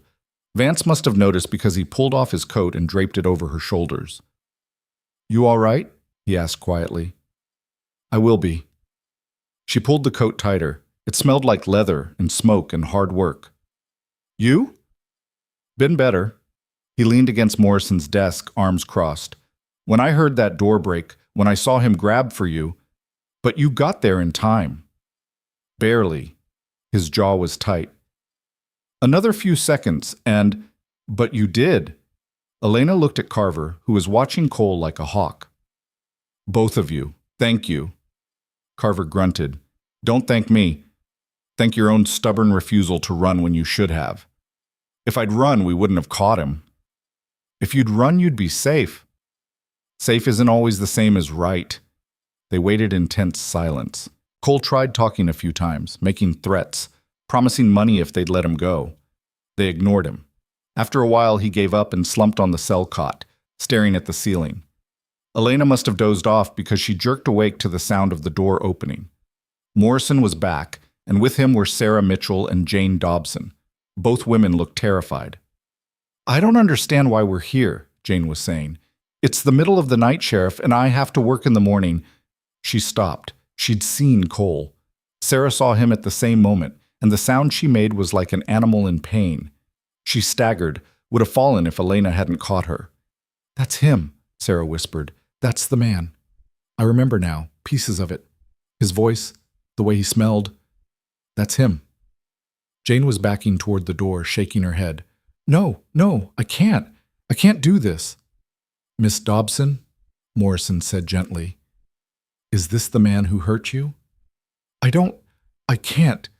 Jane's eyes were wild. But then she looked at Cole again, really looked, and something crumbled in her face. Yes, that's him. I remember his hands, the way he... She choked on the words. He told me if I said anything, he'd come back. He'd make it worse. He can't hurt you now, Elena said. He's locked up, and he's going to stay locked up. You promise? Sarah's voice was small, childlike. I promise. Morrison was writing everything down, his face grim. Ladies, I need you to tell me everything you remember, every detail. I know it's hard, but It was always after dark, Sarah said, her voice gaining strength. He'd come to the bunkhouse, or he'd catch me alone in the barn. There'd be this smell, sweet like medicine, and then nothing. Just blank. I'd wake up hours later, sometimes back in my bed, sometimes on the floor. And I'd know something was wrong, know something had happened, but I couldn't remember what. Same for me, Jane added. Chloroform, maybe, or something like it. I'd smell it, and then it was like falling down a well. Everything going dark and distant. When I woke up, I'd hurt. And he'd be gone like he was never there. Cole was sitting up now, his face pale. You can't prove nothing. It's been too long, No evidence, just the word of a couple of... Finish that sentence, Vance said quietly. And I'll break more than your jaw. Cole shut up. Morrison kept writing. How did Marcus Thornton fit into this? Sarah and Jane exchanged looks. He'd visit the ranch sometimes, Sarah said. Always had business with Vance, or said he did. And he'd watch us work, watch us move around. It felt wrong the way he looked at us. Like we were cattle he was evaluating. Did you ever see him with Cole? Once, Jane said. I was riding back from town, taking the long way through Thornton's property because it was shorter. I saw them talking by Thornton's barn. Thornton handed Cole money. I didn't think much of it at the time. Could have been for anything. But now it makes sense, Morrison finished. He looked at Cole. You want to add anything? Maybe explain why you did this. Cole's face was ugly with hate. I want my lawyer. You'll get one. But here's how this is going to go. Morrison stood, moving to the cell bars. I'm going to ride out to the Thornton place at first light. I'm going to ask Marcus some very pointed questions. And depending on his answers, he's either going to end up in the cell next to you, or he's going to provide enough rope for you to hang by yourself. Your choice, which way it goes. You can't prove Thornton knew anything. Maybe not tonight, but I've got 2 victims identifying you. I've got witness testimony about money changing hands, and I've got an attempted assault on Miss Cruz with a half-dozen witnesses. Morrison's smile was cold. That's enough to hold you while I dig deeper, and I'm very good at digging. He turned to the women. Sarah Jane, I need you to write down everything you remember, everything Cole did, everything you saw, every time Thornton came around. Can you do that? They both nodded, though Sarah was crying again. Miss Cruz, Morrison said, I owe you an apology. I should have listened when you first started asking questions. Should have paid attention to the pattern instead of just accepting the easy answer. You're listening now, Elena said. That's what matters. Morrison gestured to Vance. Your name's clear in my book. Doesn't mean the town will let it go easy, but I don't care what the town thinks, Vance said. I care that those women get justice. Everything else is noise. They left the sheriff's office as dawn was breaking, painting the sky in shades of gold and pink. Elena felt wrung out, empty, but there was a lightness too. They'd done it. They'd caught Cole, gotten the women to talk, started the process of bringing Thornton down. But it wasn't over yet. Thornton's going to hear about this soon, Carver said as they rode back toward the ranch. If he's smart, he'll run. If he's smart, he never would have tried this in the first place, Vance said. But either way, Morrison will handle it. That's his job now. Elena wasn't so sure. Men like Thornton didn't go quietly. They fought, they manipulated, they burned everything down rather than face consequences. They reached the ranch as full morning hit, the sun hard and bright. Elena's body was screaming for sleep, but her mind was still racing. She kept seeing Sarah's face when she recognized Cole, kept hearing Jane's broken voice describing what had been done to her. You should rest, Vance said, seeming to read her thoughts. You've been up all night. So have you. I'm used to it. He dismounted, helped her down. His hands lingered at her waist for just a moment, warm and steady. You did good tonight, Elena. Better than good. You saved those women. Saved me. We saved each other. She looked up at him, at this man everyone had condemned, and felt something shift in her chest. Something warm and frightening and inevitable. That's how it works. He smiled, really smiled, and it transformed his whole face, made him look younger, less haunted. Get some sleep. I'll wake you if anything happens. She went to the bunkhouse, door still broken from Cole's forced entry. She'd deal with that later. For now, she just collapsed onto the bed and let exhaustion take her under. When she woke, it was late afternoon and someone was knocking on the doorframe. She sat up, groggy, reaching for her knife before she recognized Vance's silhouette. "Sorry to wake you," he said, "but Morrison's here. Says he needs to talk to us." Elena's heart sank. "Is it bad?" "Don't know yet, but we should find out." Morrison was standing in the yard, hat in his hands, his face troubled. When Elena and Vance approached, he looked at them with something like regret. "I went to Thornton's place like I said I would," Morrison began. "But he was gone. House empty, servants scattered. Looks like he cleared out sometime during the night." "He ran," Elena said. "Looks that way. But he left something behind." Morrison pulled out a folded paper. "His daughter, Rebecca. She was waiting for me. Had this letter." He handed it to Vance. Elena read over his shoulder. It was Rebecca's handwriting, shaky but clear. The letter detailed everything: her father's scheme, his obsession with driving Vance off the land, his methodical destruction of innocent women to achieve his goal. She confirmed Cole's role, named other men who'd helped, and she ended with a confession of her own. "I lied about Mr. Vance," the letter read. "My father forced me to accuse him. I'm sorry. I'm so sorry. I tried to be brave, but I wasn't. I let fear make me a liar. Now I'm trying to make it right. This is the truth. All of it. Whatever happens to me, at least the truth is out there now." Elena's throat was tight. "Where is she? Where's Rebecca?" Morrison's face was grim. "That's the thing. She's gone too. House is empty except for this letter. I don't know if Thornton took her when he ran, or if she left on her own, or—" He stopped. "I've got men searching, but so far nothing." Vance crumpled the letter in his fist. "She's 16 years old and pregnant. She's running scared from her father. We have to find her." "We will," Morrison promised. "But it might take time. Thornton had money, had connections. He could be anywhere between here and the Canadian border." Elena thought of Rebecca's face through that window, thought of her saying, "I was too much of a coward." The girl had found her courage after all, had done the right thing, even knowing it might cost her everything. "We'll help search," Elena said. "Tell us where to look." Morrison shook his head. "You've done enough. Let me handle this." But Elena knew it wasn't over. Not really. Not until they found Rebecca. Until Thornton faced justice. Until every piece of this ugly puzzle was accounted for. She looked at Vance, saw the same determination in his face. They'd started this together. They'd finish it together. Whatever it took. The search started that same afternoon.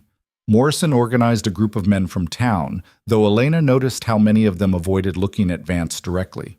Guilt, maybe, or shame at how quickly they'd turned on him. Either way, they mounted up and rode out in different directions, checking abandoned homesteads, following the roads north and west. Elena, Vance, and Carver took the eastern route, the one that led into rougher country. If Rebecca was running from her father, she'd want to avoid the main roads, the obvious paths. She'd want to disappear. "She's got maybe 12 hours on us," Carver said as they rode through the scrubland. "If she left right after writing that letter, could be farther if she had help." "Who would help her?" Elena asked. "Everyone in town is either afraid of Thornton or owes him something." "Not everyone," Vance said quietly. "There's always someone who sees through men like him. Someone who's had enough." They rode in silence for a while, the horses picking their way over rocky ground. The land here was unforgiving, all sharp edges and hidden drops. A pregnant 16-year-old girl on her own wouldn't last long, unless she wasn't alone. Elena pulled up her horse. "Wait, what about Emma?" Vance turned in his saddle. "Who?" "Sarah Mitchell's sister, the one Thornton gave a job to as insurance. What if Rebecca went to her? What if they ran together?" Carver's eyes narrowed. "Mitchell girl works at Thornton's place. She'd know the property, know where supplies are kept, and she'd have reason to help Rebecca, getting both of them away from Thornton." "Where would they go?" Vance was already turning his horse. "If you were two scared girls with limited supplies, where would you run?" Elena thought about it, put herself in Rebecca's place. Pregnant, scared, trying to escape a father who'd proven he'd do anything to maintain control. She wouldn't head for another town, too risky, too easy to track. She'd need shelter, water, somewhere to hide while she figured out her next move. "The line shack," Elena said suddenly. "The one where we found Cole's camp. It's isolated, no one uses it, and there's a spring nearby. If Emma knew about it from working the Thornton property— It's on Thornton land, Vance interrupted. Borders my eastern fence. Rebecca would know about it. They didn't discuss it further, just spurred their horses into a faster pace. The sun was dropping toward the horizon, painting everything in shades of amber and rust. They had maybe 2 hours of good light left. The ride to the line shack felt twice as long as before. Elena's mind kept conjuring worst-case scenarios. Rebecca collapsed somewhere, bleeding, the baby coming too early. Or Thornton finding them first, deciding his daughter was too much of a liability to let live. Stop it, she told herself. Focus on what you can control. They were maybe a half-mile from the shack when Vance held up his hand. They stopped. He pointed to a thin trail of smoke rising against the darkening sky. Someone's there, he said. They approached cautiously, dismounting while still out of sight and moving forward on foot. The shack looked the same as before, weathered, sagging, forgettable. But lamplight flickered through gaps in the walls, and Elena could hear voices. Female voices.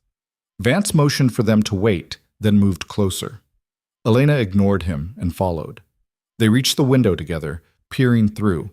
Rebecca sat on the floor, her back against the wall, one hand pressed to her swollen belly. Beside her was a younger girl, maybe 14, thin and dark-haired. Emma Mitchell, Elena guessed. They were sharing jerky from a small pack, talking in low voices. "We can't stay here," Emma was saying. "Your father will figure it out eventually. He knows about this place." "I know." Rebecca's voice was tired, defeated. "But I don't know where else to go. I don't have money, don't have friends. Everyone in town thinks I'm either a liar or a victim, and either way, they won't help." "What about Denver? You said your aunt lives there." "My aunt hasn't spoken to my father in 10 years. She might not want me either." Rebecca's hand moved in slow circles over her stomach. "Maybe I should just go to the sheriff, tell him everything, let him deal with my father." "You already wrote the letter. You already told the truth. And look where it got me. Hiding in a line shack, running from my own father." Rebecca's voice cracked. "I tried to do the right thing, Emma. I tried to be brave like that woman, Miss Cruz. But all I did was make everything worse." Elena's chest tightened. She started to move toward the door, but Vance caught her arm. "Let me," he said quietly. "She's scared. Having a stranger burst in won't help." He was right, but Elena hated it. Hated standing there while Rebecca blamed herself for her father's cruelty. Vance approached the door slowly, knocked twice. Inside, the voices cut off. Silence, then frantic whispers. "Rebecca!" Vance called. "It's Caleb Vance. I'm here with Miss Cruz and my foreman. We're not going to hurt you. We just want to help." More silence, then, "How did you find us?" "We figured you'd need somewhere to hide, somewhere with water and shelter." Vance kept his voice steady, calm. "Your letter made it to the sheriff. He's got Cole locked up and he's looking for your father. But right now he's also worried about you. Half the town is out searching." The door opened a crack. Rebecca's face appeared, pale and suspicious. "My father's running?" "Left town sometime last night, took what he could carry, and disappeared." Vance held his hands where she could see them, showing he was unarmed. "But you don't need to hide anymore. Cole confessed to everything. The other women testified. You're safe now." "I'm pregnant and alone. That's not safe." "You're not alone," Elena said, stepping forward. "You've got Emma. You've got people in town who will help once they understand the truth. And you've got us." Rebecca's eyes filled with tears. "Why would you help me? I accused Mr. Vance of— I lied about him, made everyone think he was a monster." "You were protecting yourself from your father," Vance said. "That's not a crime. That's survival. But I destroyed your reputation, made you suffer for something you didn't do." Vance's expression softened in a way Elena hadn't seen before. "My reputation was already destroyed when my wife died, and I couldn't function enough to defend it.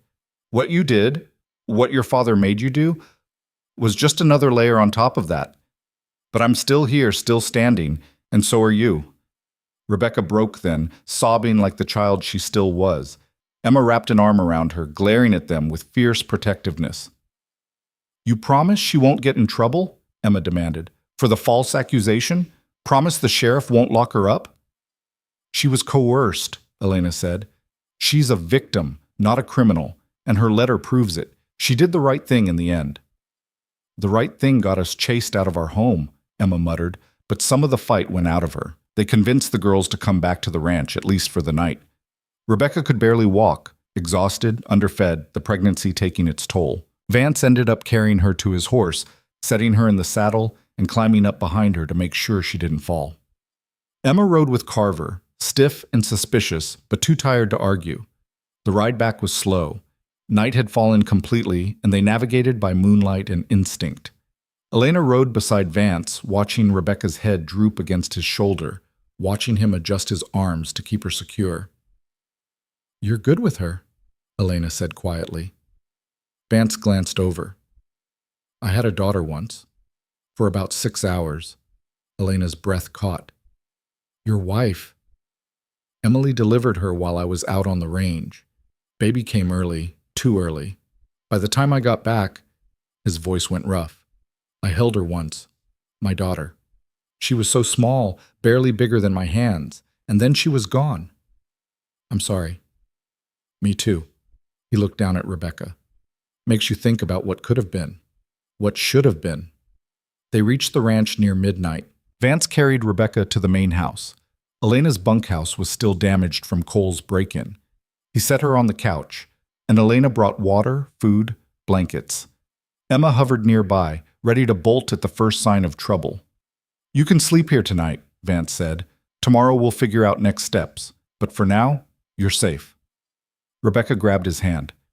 "Thank you. I know I don't deserve—" Stop." Vance's voice was firm, but not unkind. "You're 16 and pregnant and scared. You deserve safety. You deserve better than what your father gave you. So just let us help, all right?" She nodded, crying again. They left the girls to rest, stepping out onto the porch. Carver joined them, rolling a cigarette with shaky hands. "Hell of a day," he said. "Hell of a month," Vance corrected. He looked at Elena. "You all right?" "I don't know." Elena leaned against the porch railing. "We won, didn't we? Cole's locked up, the women are talking. Rebecca wrote her confession. Thornton's on the run. That's winning. So why doesn't it feel like it?" "Because he's still out there, still free, still dangerous." Elena looked toward town, dark except for a few scattered lights. "And because those women are going to carry what happened to them for the rest of their lives. We stopped it, but we can't undo it." Vance was quiet for a long moment. Then, "My wife used to say that justice and healing aren't the same thing. You can get one without the other. Sometimes you get neither." He pushed off the porch post. "But we got something. That's more than we had a week ago." He was right, but it didn't ease the knot in Elena's chest.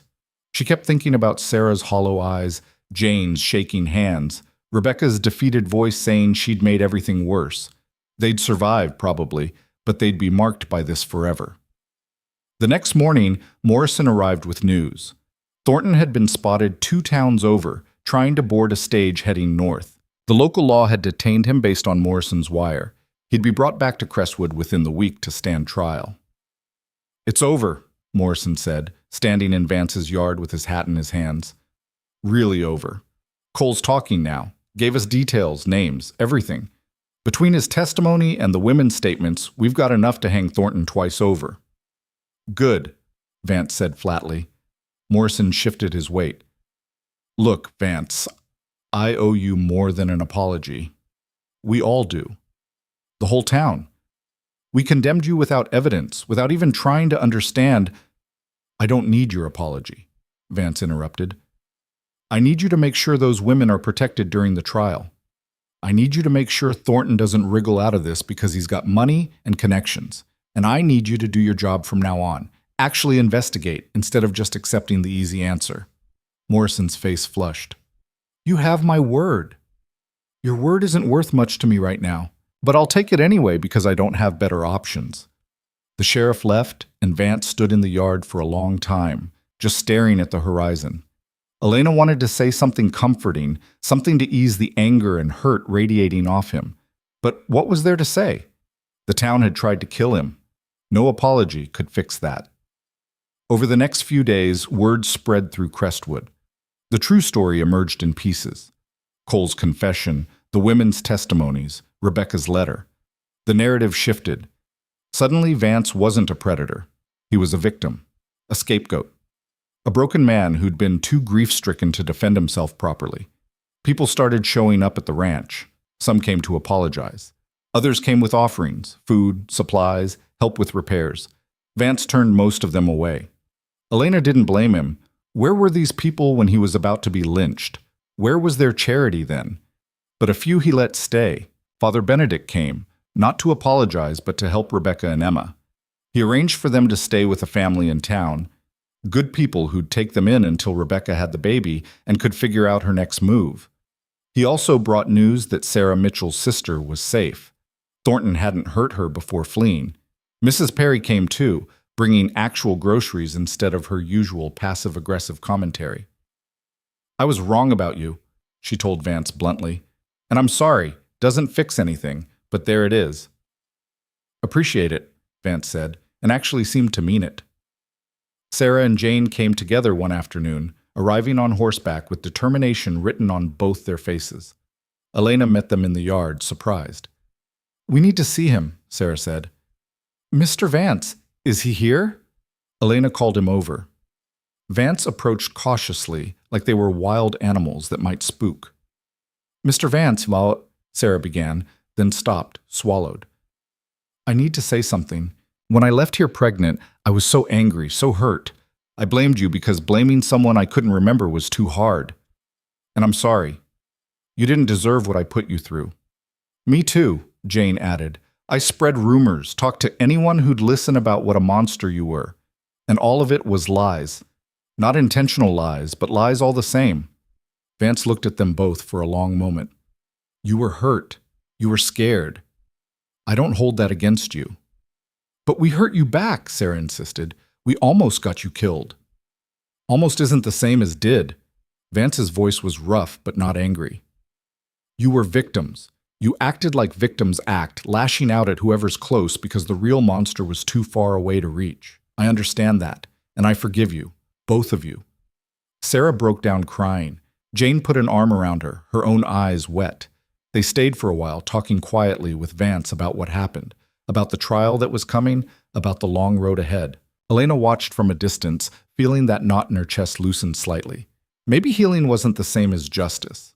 But maybe, with time, they could have both. The trial came 3 weeks later. The circuit judge arrived to a packed courthouse. Everyone in town crammed in to see Marcus Thornton face justice. Elena sat in the front row with Vance, watching as Thornton was led in wearing shackles and a suit that couldn't hide the defeat in his posture. He'd aged in those weeks on the run.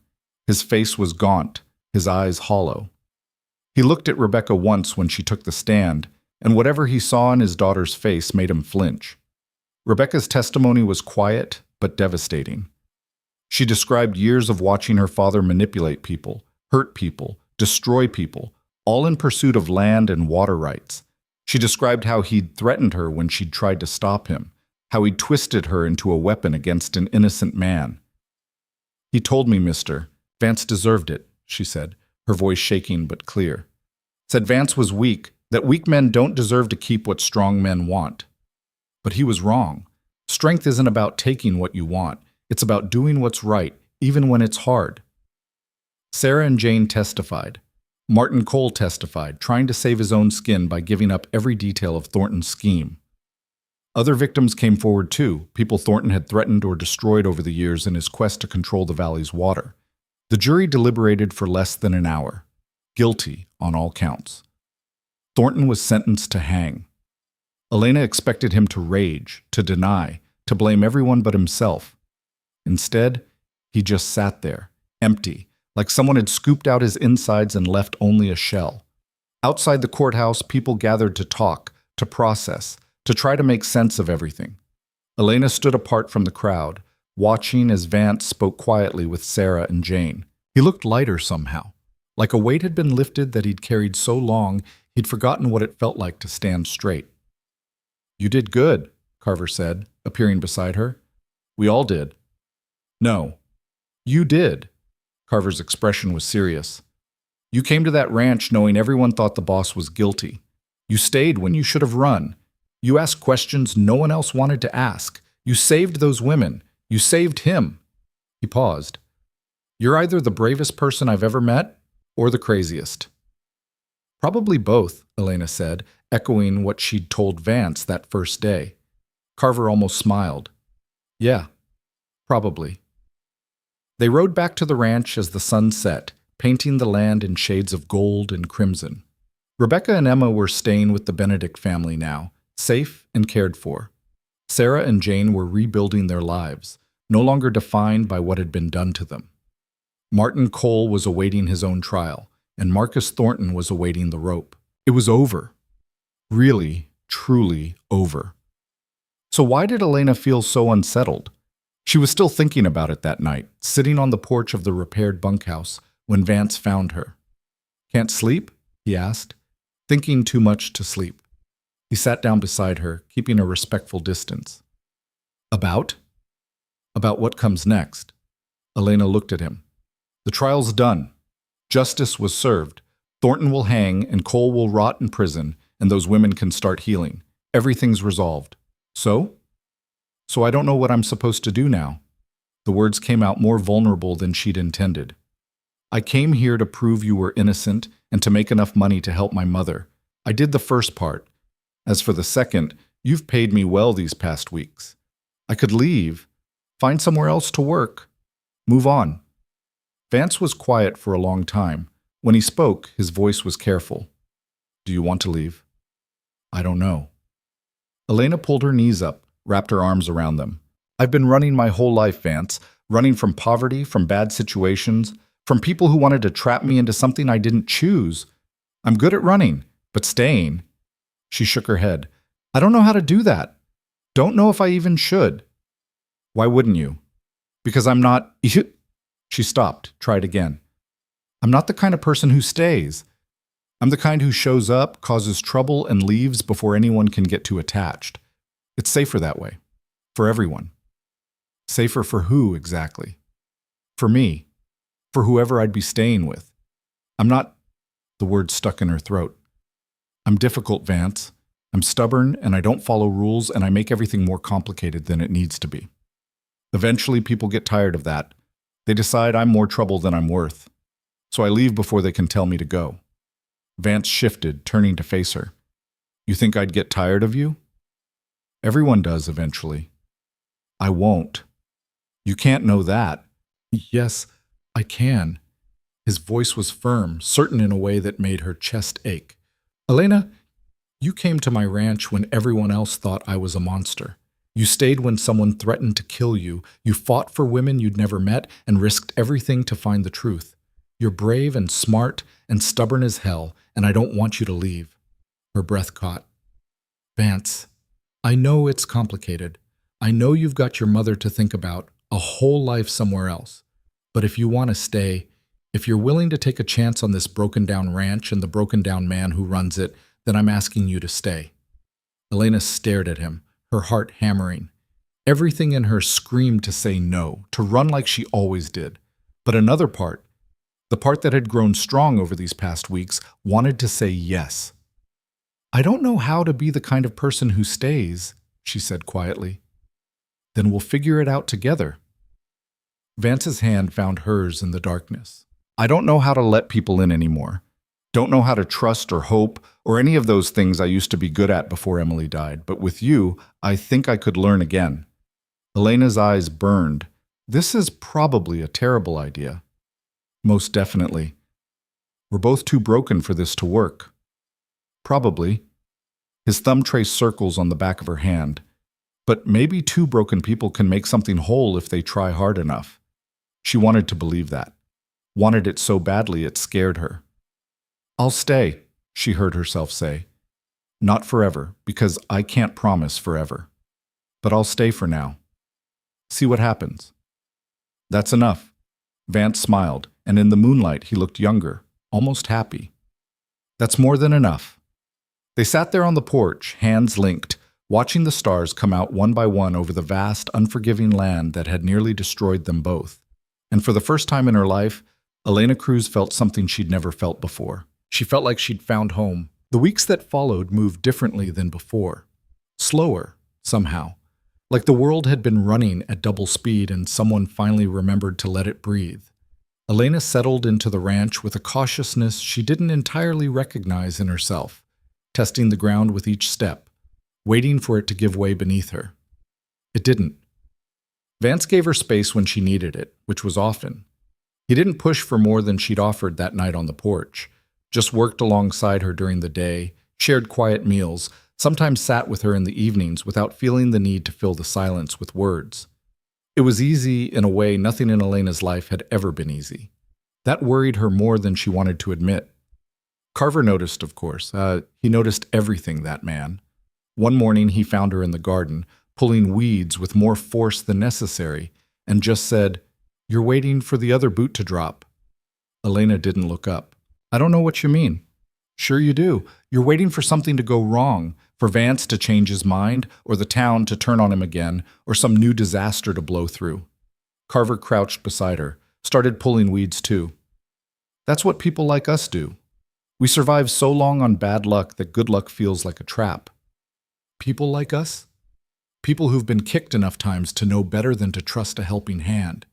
He tossed a handful of weeds aside. "But here's the thing, Miss Cruz. Sometimes the good luck is real. Sometimes you actually did earn it, and the only trap is the one you build in your own head." Elena sat back on her heels, looked at him. "When did you get so wise?" "I'm old and I've made every mistake there is to make. Comes with the territory." He stood, brushing dirt from his knees. "Just think about it. That's all I'm saying."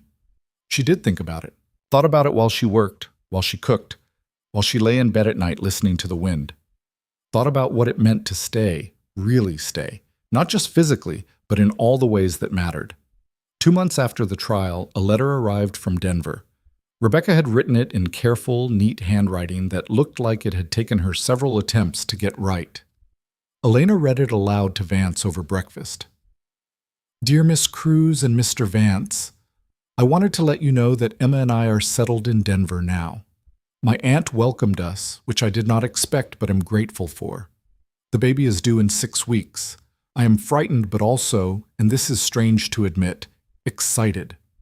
This child is not a product of anything good, but it is still a child, still a life. And I have decided that I will love it regardless of how it came to be. Emma is attending school and doing well. She talks about you often, Miss Cruz, says she wants to be as brave as you when she grows up. I told her she already is. Thank you for everything you did. I know I can never repay you, but I wanted you to know that you saved my life. Truly saved it. With gratitude, Rebecca Thornton." Vance was quiet for a long moment after she finished. Then, "She's going to be all right." "Yes," Elena said. "I think she is. Because of you. Because she chose to be brave when it mattered." Elena folded the letter carefully. "But I'm glad we could help." The execution came and went. Marcus Thornton was hanged on a cold October morning with half the town watching. Elena didn't go, neither did Vance. They heard about it from Carver, who'd gone more out of duty than interest. "He didn't say anything at the end," Carver reported. "No last words, no confession, no apology. Just stood there looking empty until they put the hood over his head." "Good," Vance said flatly, and that was the last time any of them spoke about Marcus Thornton. Martin Cole got 20 years of hard labor. Sarah Mitchell married a ranch hand from the next county over, someone kind who didn't care about her past. Jane Dobson left Crestwood entirely, headed east to start fresh where no one knew her story. Lucy Martin sent a letter from Denver saying she'd found work as a seamstress and was doing well. The women were healing, slowly, imperfectly, but healing all the same. The ranch was healing too. With Thornton gone, his property went up for auction to cover his debts. Vance bought back the water rights that had been the source of all this misery in the first place. He paid more than he should have, but Elena saw the relief in his face when the papers were signed. "It's over," he said that night. "Really over now. No one can take this land from me. No one can use it against me." "What will you do with it?" Elena asked. Vance looked out over the property, at the land that had nearly cost him everything. "Build something better. Something that lasts." The words hung between them, heavy with possibility.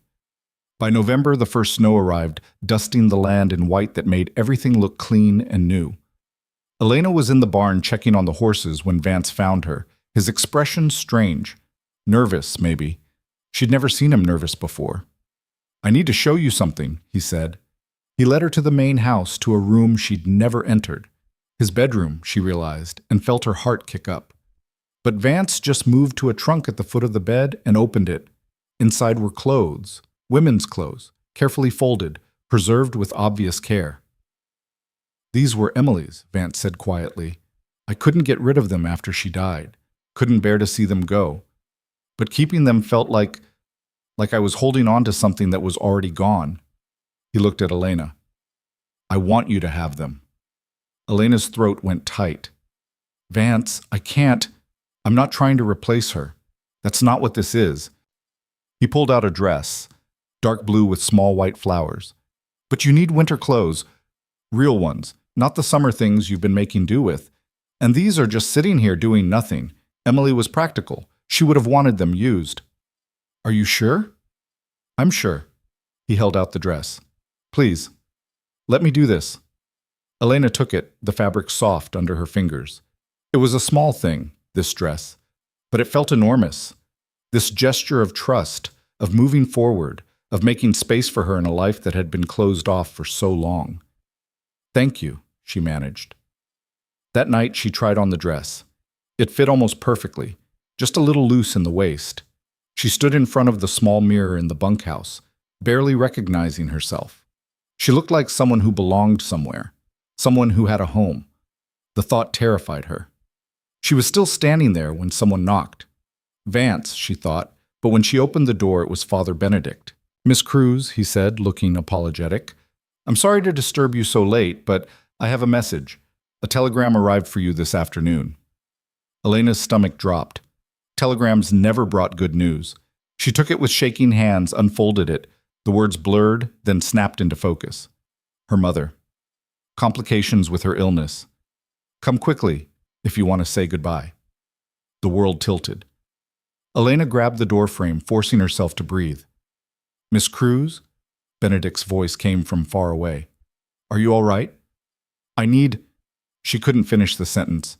Need to go, need to leave, need to get to her mother before it's too late. Vance appeared, must have seen Benedict arrive. He took one look at her face and understood. What happened? She handed him the telegram, watched his expression shift as he read it. "I'll saddle the horses," he said immediately. "We can ride to the station, catch the first train east?" "No." Elena's voice came out steadier than she felt. "I'll go alone. You have the ranch to run, and the ranch can wait." Vance's tone left no room for argument. "You're not doing this alone." Something in Elena's chest cracked. "She's in Kansas. That's 3 days by train, maybe 4. And if I'm too late, then you'll have been there trying. That's what matters." He was already moving, calling for Carver, organizing with the efficient calm of a man who knew how to handle crisis. "Carver can manage things here. We leave within the hour." Elena wanted to argue, wanted to say she didn't need help, didn't need him. But the truth was she did need him. Needed someone to lean on just this once. Needed not to be alone with the crushing weight of losing the only family she had left. "Okay," she whispered. "Okay." They made the station with minutes to spare, boarding a train heading east just as dawn broke. Elena spent most of the journey staring out the window, watching the landscape blur past. Vance sat beside her, not saying much, just present, solid, real. On the second day, Elena finally spoke. "She was sick for years. I knew this was coming, knew it was just a matter of time. Knowing doesn't make it easier." "No." Elena's hands twisted in her lap. "I left her to come here. Left her alone because I needed work, needed money for her medicine. And now she's dying and I wasn't there." "You were trying to save her. That's not abandonment." "Feels like it." Vance was quiet for a moment. Then, "When Emily died, I was out checking fence line, something I'd done 1,000 times. Just routine work. And while I was gone, she was bleeding to death in our bed. I came home and found her and our daughter both dead, and all I could think was, if I'd been there, if I'd just stayed home that day, if I'd checked on her one more time before I left. Elena looked at him. It wouldn't have mattered. You said the baby came early. You couldn't have known. Exactly. His voice was rough. I couldn't have known.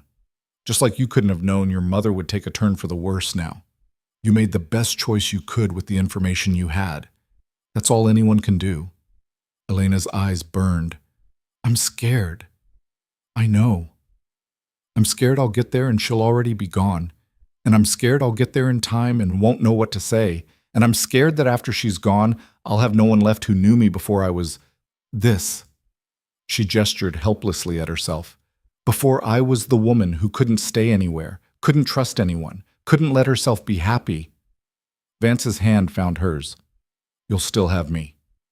The words were simple, but they carried weight. Elena held onto his hand like a lifeline. They reached Kansas on the 4th day. The boarding house where her mother had been living was small, worn, the kind of place people went when they'd run out of better options. The landlady met them at the door, her expression sympathetic. She's still with us, the woman said. Barely, but she's holding on. It's like she was waiting for something. Waiting for me, Elena thought. She climbed the stairs on legs that felt like water, Vance a steady presence behind her.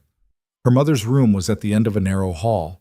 Elena paused at the door, gathering courage, then pushed it open. The woman in the bed barely looked like her mother, thin, pale, breathing in shallow gasps. But when her eyes opened and found Elena, they cleared slightly. Mija? She whispered. Elena crossed the room, sank into the chair beside the bed, took her mother's hand.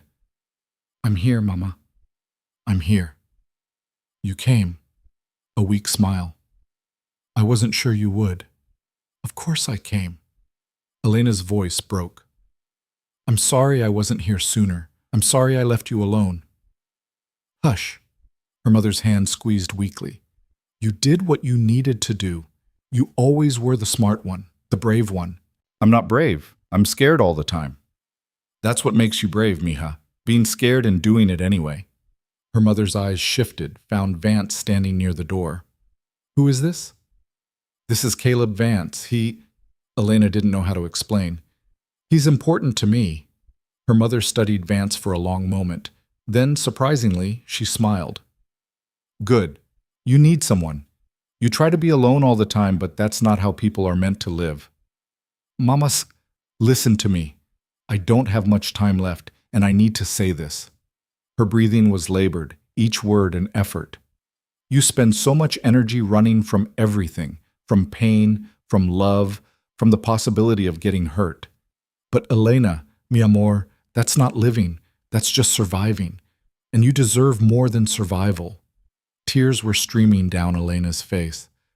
I don't know how to do more. Yes, you do. You're already doing it. Her mother's gaze went to Vance again, then back to Elena. Promise me something.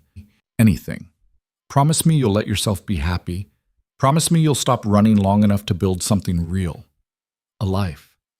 A home. A family. She coughed, and Elena could see it hurt. Promise me, Mija. I promise, Elena whispered. Her mother's eyes closed. Good. That's good. She died 3 hours later, with Elena holding one hand and Vance holding the other. It was quiet, peaceful in a way Elena hadn't expected. Just a slow fading, like a candle burning down to nothing. Elena sat there for a long time after, unable to move, unable to process that her mother was really gone. Vance eventually guided her away, helped her arrange things with the landlady, dealt with all the practical details that death demanded. They buried her mother the next day in the town cemetery under a simple marker that Elena paid for with money Vance loaned her. Father Benedict had given them a letter of introduction to the local priest, who said a few words over the grave. Elena stood there dry-eyed and hollow, feeling like she was watching herself from a great distance. It wasn't until they were back on the train heading west that she finally broke. Just came apart in the middle of the dining car, sobbing so hard she couldn't breathe. Vance got her back to their compartment, held her while she cried herself out, said nothing because there was nothing to say. She cried for her mother, for the life they'd both struggled through, for the chances they'd never get now, the conversations they'd never have. She cried for herself, for the scared, lonely child she'd been and the scared, lonely woman she'd become. She cried until there was nothing left, until she was empty and exhausted and wrung out. And then she slept, curled against Vance, his arms solid around her. When she woke, they were almost home. The sun was setting, painting the landscape in shades of gold and red that looked like fire. Elena sat up, her head aching, her eyes swollen. "How do you feel?" Vance asked quietly. "Like I've been beaten with a stick." Elena managed a weak smile. "But better. Maybe. I don't know. Give it time." "Is that what you did? After Emily died?" "I gave it 4 years and barely survived it." Vance's expression was somber. "Don't be like me, Elena. Don't let grief turn you into a ghost." "Then what should I do?" "Live. Really live. It's what your mother wanted for you." Elena thought about that promise she'd made, about building something real, about stopping long enough to be happy. It seemed impossible, too big, too frightening, but maybe that was the point. They reached the ranch late at night. Carver was waiting, took one look at Elena's face, and understood. He didn't say anything, just helped them settle the horses and disappeared to give them space. Elena stood in the yard, looking at the buildings that had become familiar over these past months. The barn where she'd found the cellar, the bunkhouse where she slept, the main house where Vance lived alone, surrounded by memories of a dead wife. "I don't want to be alone tonight," she said suddenly. Vance looked at her. "You don't have to be." She followed him into the main house, into the bedroom that still smelled faintly of cedar and dust. They lay down together, fully clothed, just holding each other in the darkness. No words, no promises. Just two broken people trying to keep each other from shattering completely. Elena woke to bright morning light and the smell of coffee. She was alone in the bed, but she could hear movement in the kitchen. She got up, still wearing yesterday's clothes, and found Vance making breakfast with the competence of a man who'd been feeding himself for years. "Morning," he said. "Morning."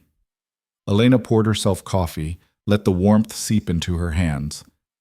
"Thank you for coming with me, for everything." "You don't need to thank me."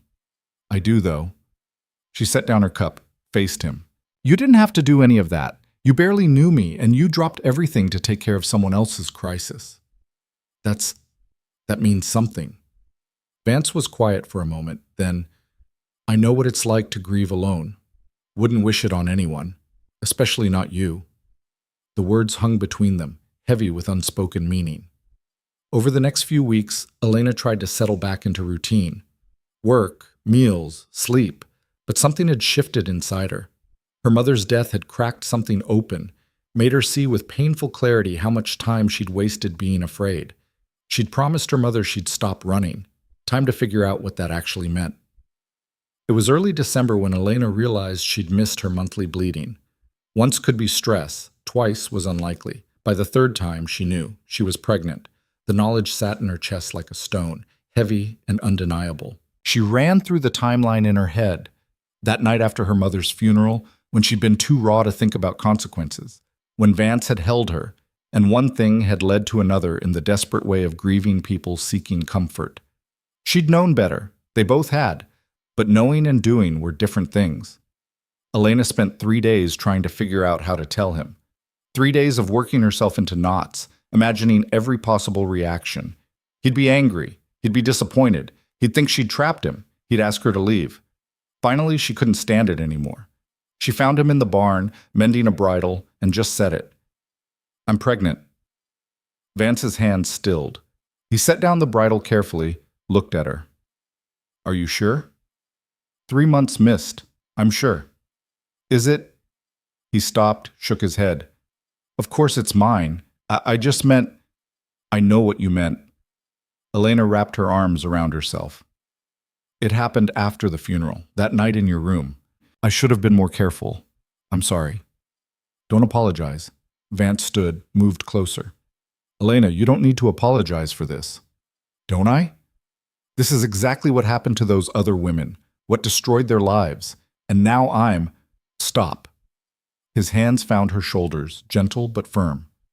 "This is nothing like what happened to them. Nothing. They were assaulted, drugged, violated. We were two adults who made a A choice I don't regret. Elena's eyes burned. I'm scared. I know. I don't know how to do this. I don't know how to be a mother. My own mother spent her whole life barely surviving, and Elena. Vance's voice was steady, certain. We'll figure it out, together. You're not alone in this. You don't have to. I can leave if you want. Take the money I've saved and go somewhere else. You don't have to be responsible for. Is that what you want? To leave? The question stopped her cold. She thought about it, really thought about it. Thought about raising a child alone, in some new town where no one knew her. Thought about running again, like she'd always run, and realized that for the first time in her life, she didn't want to. No, she said quietly. No, I don't want to leave. I want to stay. Her voice broke. I want this baby to have what I never had. A home, a father, stability, and I want to try, to be happy, like I promised my mother I would. Vance pulled her close, held her against his chest. She could hear his heartbeat, steady and sure. Then stay. Build that life with me. It won't be perfect. Nothing ever is. But it'll be ours. Elena clung to him, feeling something loosen in her chest. The fear was still there, would probably always be there. But underneath it was something new, something that felt almost like hope. 2 weeks later, Father Benedict married them in a quiet ceremony with only Carver and Mrs. Perry as witnesses. Elena wore one of Emily's dresses, the dark blue one with white flowers, and Vance wore his best shirt. It was simple, unremarkable, exactly what they both needed. Afterward, Vance gave her a ring. Not wedding ring, he'd given her a simple gold band for that. This was something else. It was Emily's, he said as Elena turned the delicate silver ring over in her hands. Her grandmother's before that. I want you to have it. Elena looked at him. Are you sure? I loved Emily.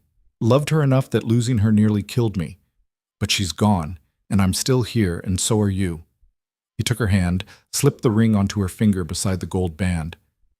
Emily would want me to move forward, would want this ring to mean something again instead of sitting in a drawer gathering dust.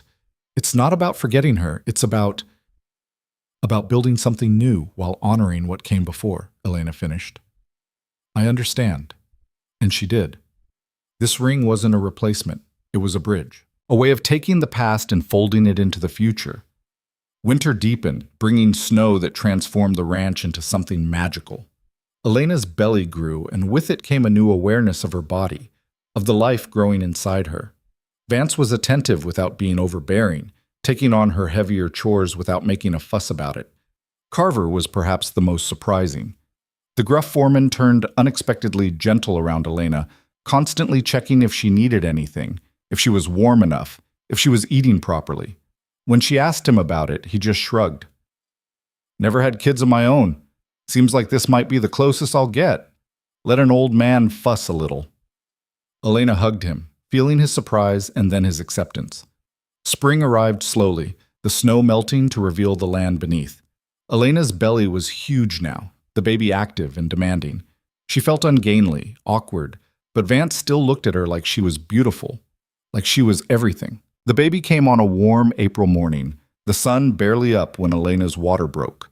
Vance rode for the midwife while Carver stayed with Elena, trying to keep her calm and failing miserably because he was more nervous than she was. The labor was long and painful and terrifying. Elena kept thinking about Emily, about bleeding to death in this same house. But the midwife was competent and no nonsense, and when complications didn't arise, some of Elena's fear eased. Just before noon, with Vance holding her hand and murmuring encouragement, Elena pushed one final time and felt the baby slip free. A cry filled the room, strong, angry, alive. It's a girl, the midwife announced, holding up the baby. Vance was crying. Elena was crying. The baby was crying. It was messy and overwhelming and perfect. They named her Clara, after Elena's mother, Clara Maria Vance. When the midwife placed her in Elena's arms, so small and red-faced and absolutely beautiful, Elena felt something fundamental shift inside her. This was what her mother had meant. This feeling of pure, terrifying, all-consuming love. This was living, not just surviving. Vance sat beside them, one arm around Elena, One finger grasped in Clara's tiny fist. "We did it," he said softly. "Yeah." Elena leaned against him, exhausted and exhilarated. "We really did." The months that followed were hard in ways Elena hadn't expected. Sleepless nights, constant worry, the overwhelming responsibility of keeping this tiny person alive. But they were also beautiful. Clara's first smile, her first laugh, the way she looked at Vance like he hung the moon. Vance was a natural father, patient and gentle in ways that surprised Elena until she remembered. He'd been preparing for this once before, had lost it before he could really begin. Now he was getting a second chance, and he approached it with the fierce dedication of a man determined not to waste it. Sarah Mitchell visited one afternoon, her own baby, a boy named Thomas, on her hip. She and Elena sat on the porch while the babies played with blocks, talking about motherhood and healing and the strange ways life worked out. "I never thought I'd be grateful for what happened," Sarah said carefully. "I'm not exactly. What Thornton and Cole did was evil, but Thomas—" She looked at her son with such tenderness. "He's innocent, and I love him. That doesn't excuse what was done to me, but it does mean something good came from something terrible." Elena understood that. Clara was conceived in grief and desperation, born from two broken people trying to hold each other together. But she was still Clara, still perfect, still loved. Rebecca wrote from Denver. Her daughter Anna was 6 months old now. Rebecca was working as a seamstress, saving money, planning a future. "I tell Anna about you sometimes," the letter said, "about the brave woman who saved her mother's life. When she's old enough to understand, I'll tell her the whole story. I want her to know that sometimes heroes don't look like you expect them to. Sometimes they look like a stubborn woman who wouldn't stop asking questions." Elena kept that letter in a box with other precious things. Clara's first booty, the telegram about her mother, the ring that had belonged to Emily and now belonged to her. Summer came again, bringing heat and work and the endless cycle of ranch life. Elena worked alongside Vance when she could, Clara strapped to her back in a carrier Carver had built. It wasn't easy, juggling everything, but they made it work. One evening, as they sat on the porch watching the sunset, Clara asleep between them, Vance said, "Do you ever regret it, staying here?" Elena considered the question. A year ago, she would have said yes without hesitation. Would have seen staying as a trap, a failure, a weakness. Now looking at this life they'd built from broken pieces and desperate choices, she felt only gratitude. "No," she said. "I don't regret it. This is more than I ever thought I'd have, more than I ever let myself want. Even though it's hard, especially because it's hard." Elena reached for his hand. "Easy things don't mean anything, but this, building a life with you, raising Clara, making this ranch into something good, that means everything." Vance kissed her then, soft and sure, and Elena felt that warmth in her chest that she'd finally learned to recognize as happiness. They were still broken in places, still carried scars from everything they'd survived, but they'd learned that broken things could still be beautiful, still be strong, still be enough. Clara woke up fussing, and Elena lifted her, settling her against her shoulder. The baby's weight was familiar now, comforting. This tiny person who depended on them completely, who trusted them to keep her safe and loved. "We're going to screw this up sometimes," Elena said. "Definitely," Vance agreed. "We're going to make mistakes, fight, disappoint each other. Probably. But we'll keep trying, keep showing up, keep choosing this, even when it's hard." "Yes." Vance's arm came around both of them, holding them close. "That's exactly what we'll do." In the distance, Carver was closing up the barn for the night. The cattle were settling in the fields. The land stretched out vast and unforgiving under a sky going purple with dusk. This hard, beautiful, impossible place that had almost destroyed them. Instead, it had saved them. Elena looked at Vance, at Clara, at the ranch that was finally, truly home. She thought about her mother's last words, about the promise she'd made, about stopping long enough to build something real. She'd kept that promise. Against all odds, despite all her fears, she'd actually done it. The life ahead wouldn't be easy. Nothing worth having ever was. But it would be theirs, built on truth, forged in hardship, held together by the kind of love that only came from choosing each other every day. As the first stars appeared in the darkening sky, Elena closed her eyes and let herself feel it fully. The weight of Clara in her arms, the warmth of Vance beside her, the solid ground beneath her feet. She'd spent her whole life running. Now, finally, she'd found a reason to stay. And that made all the difference.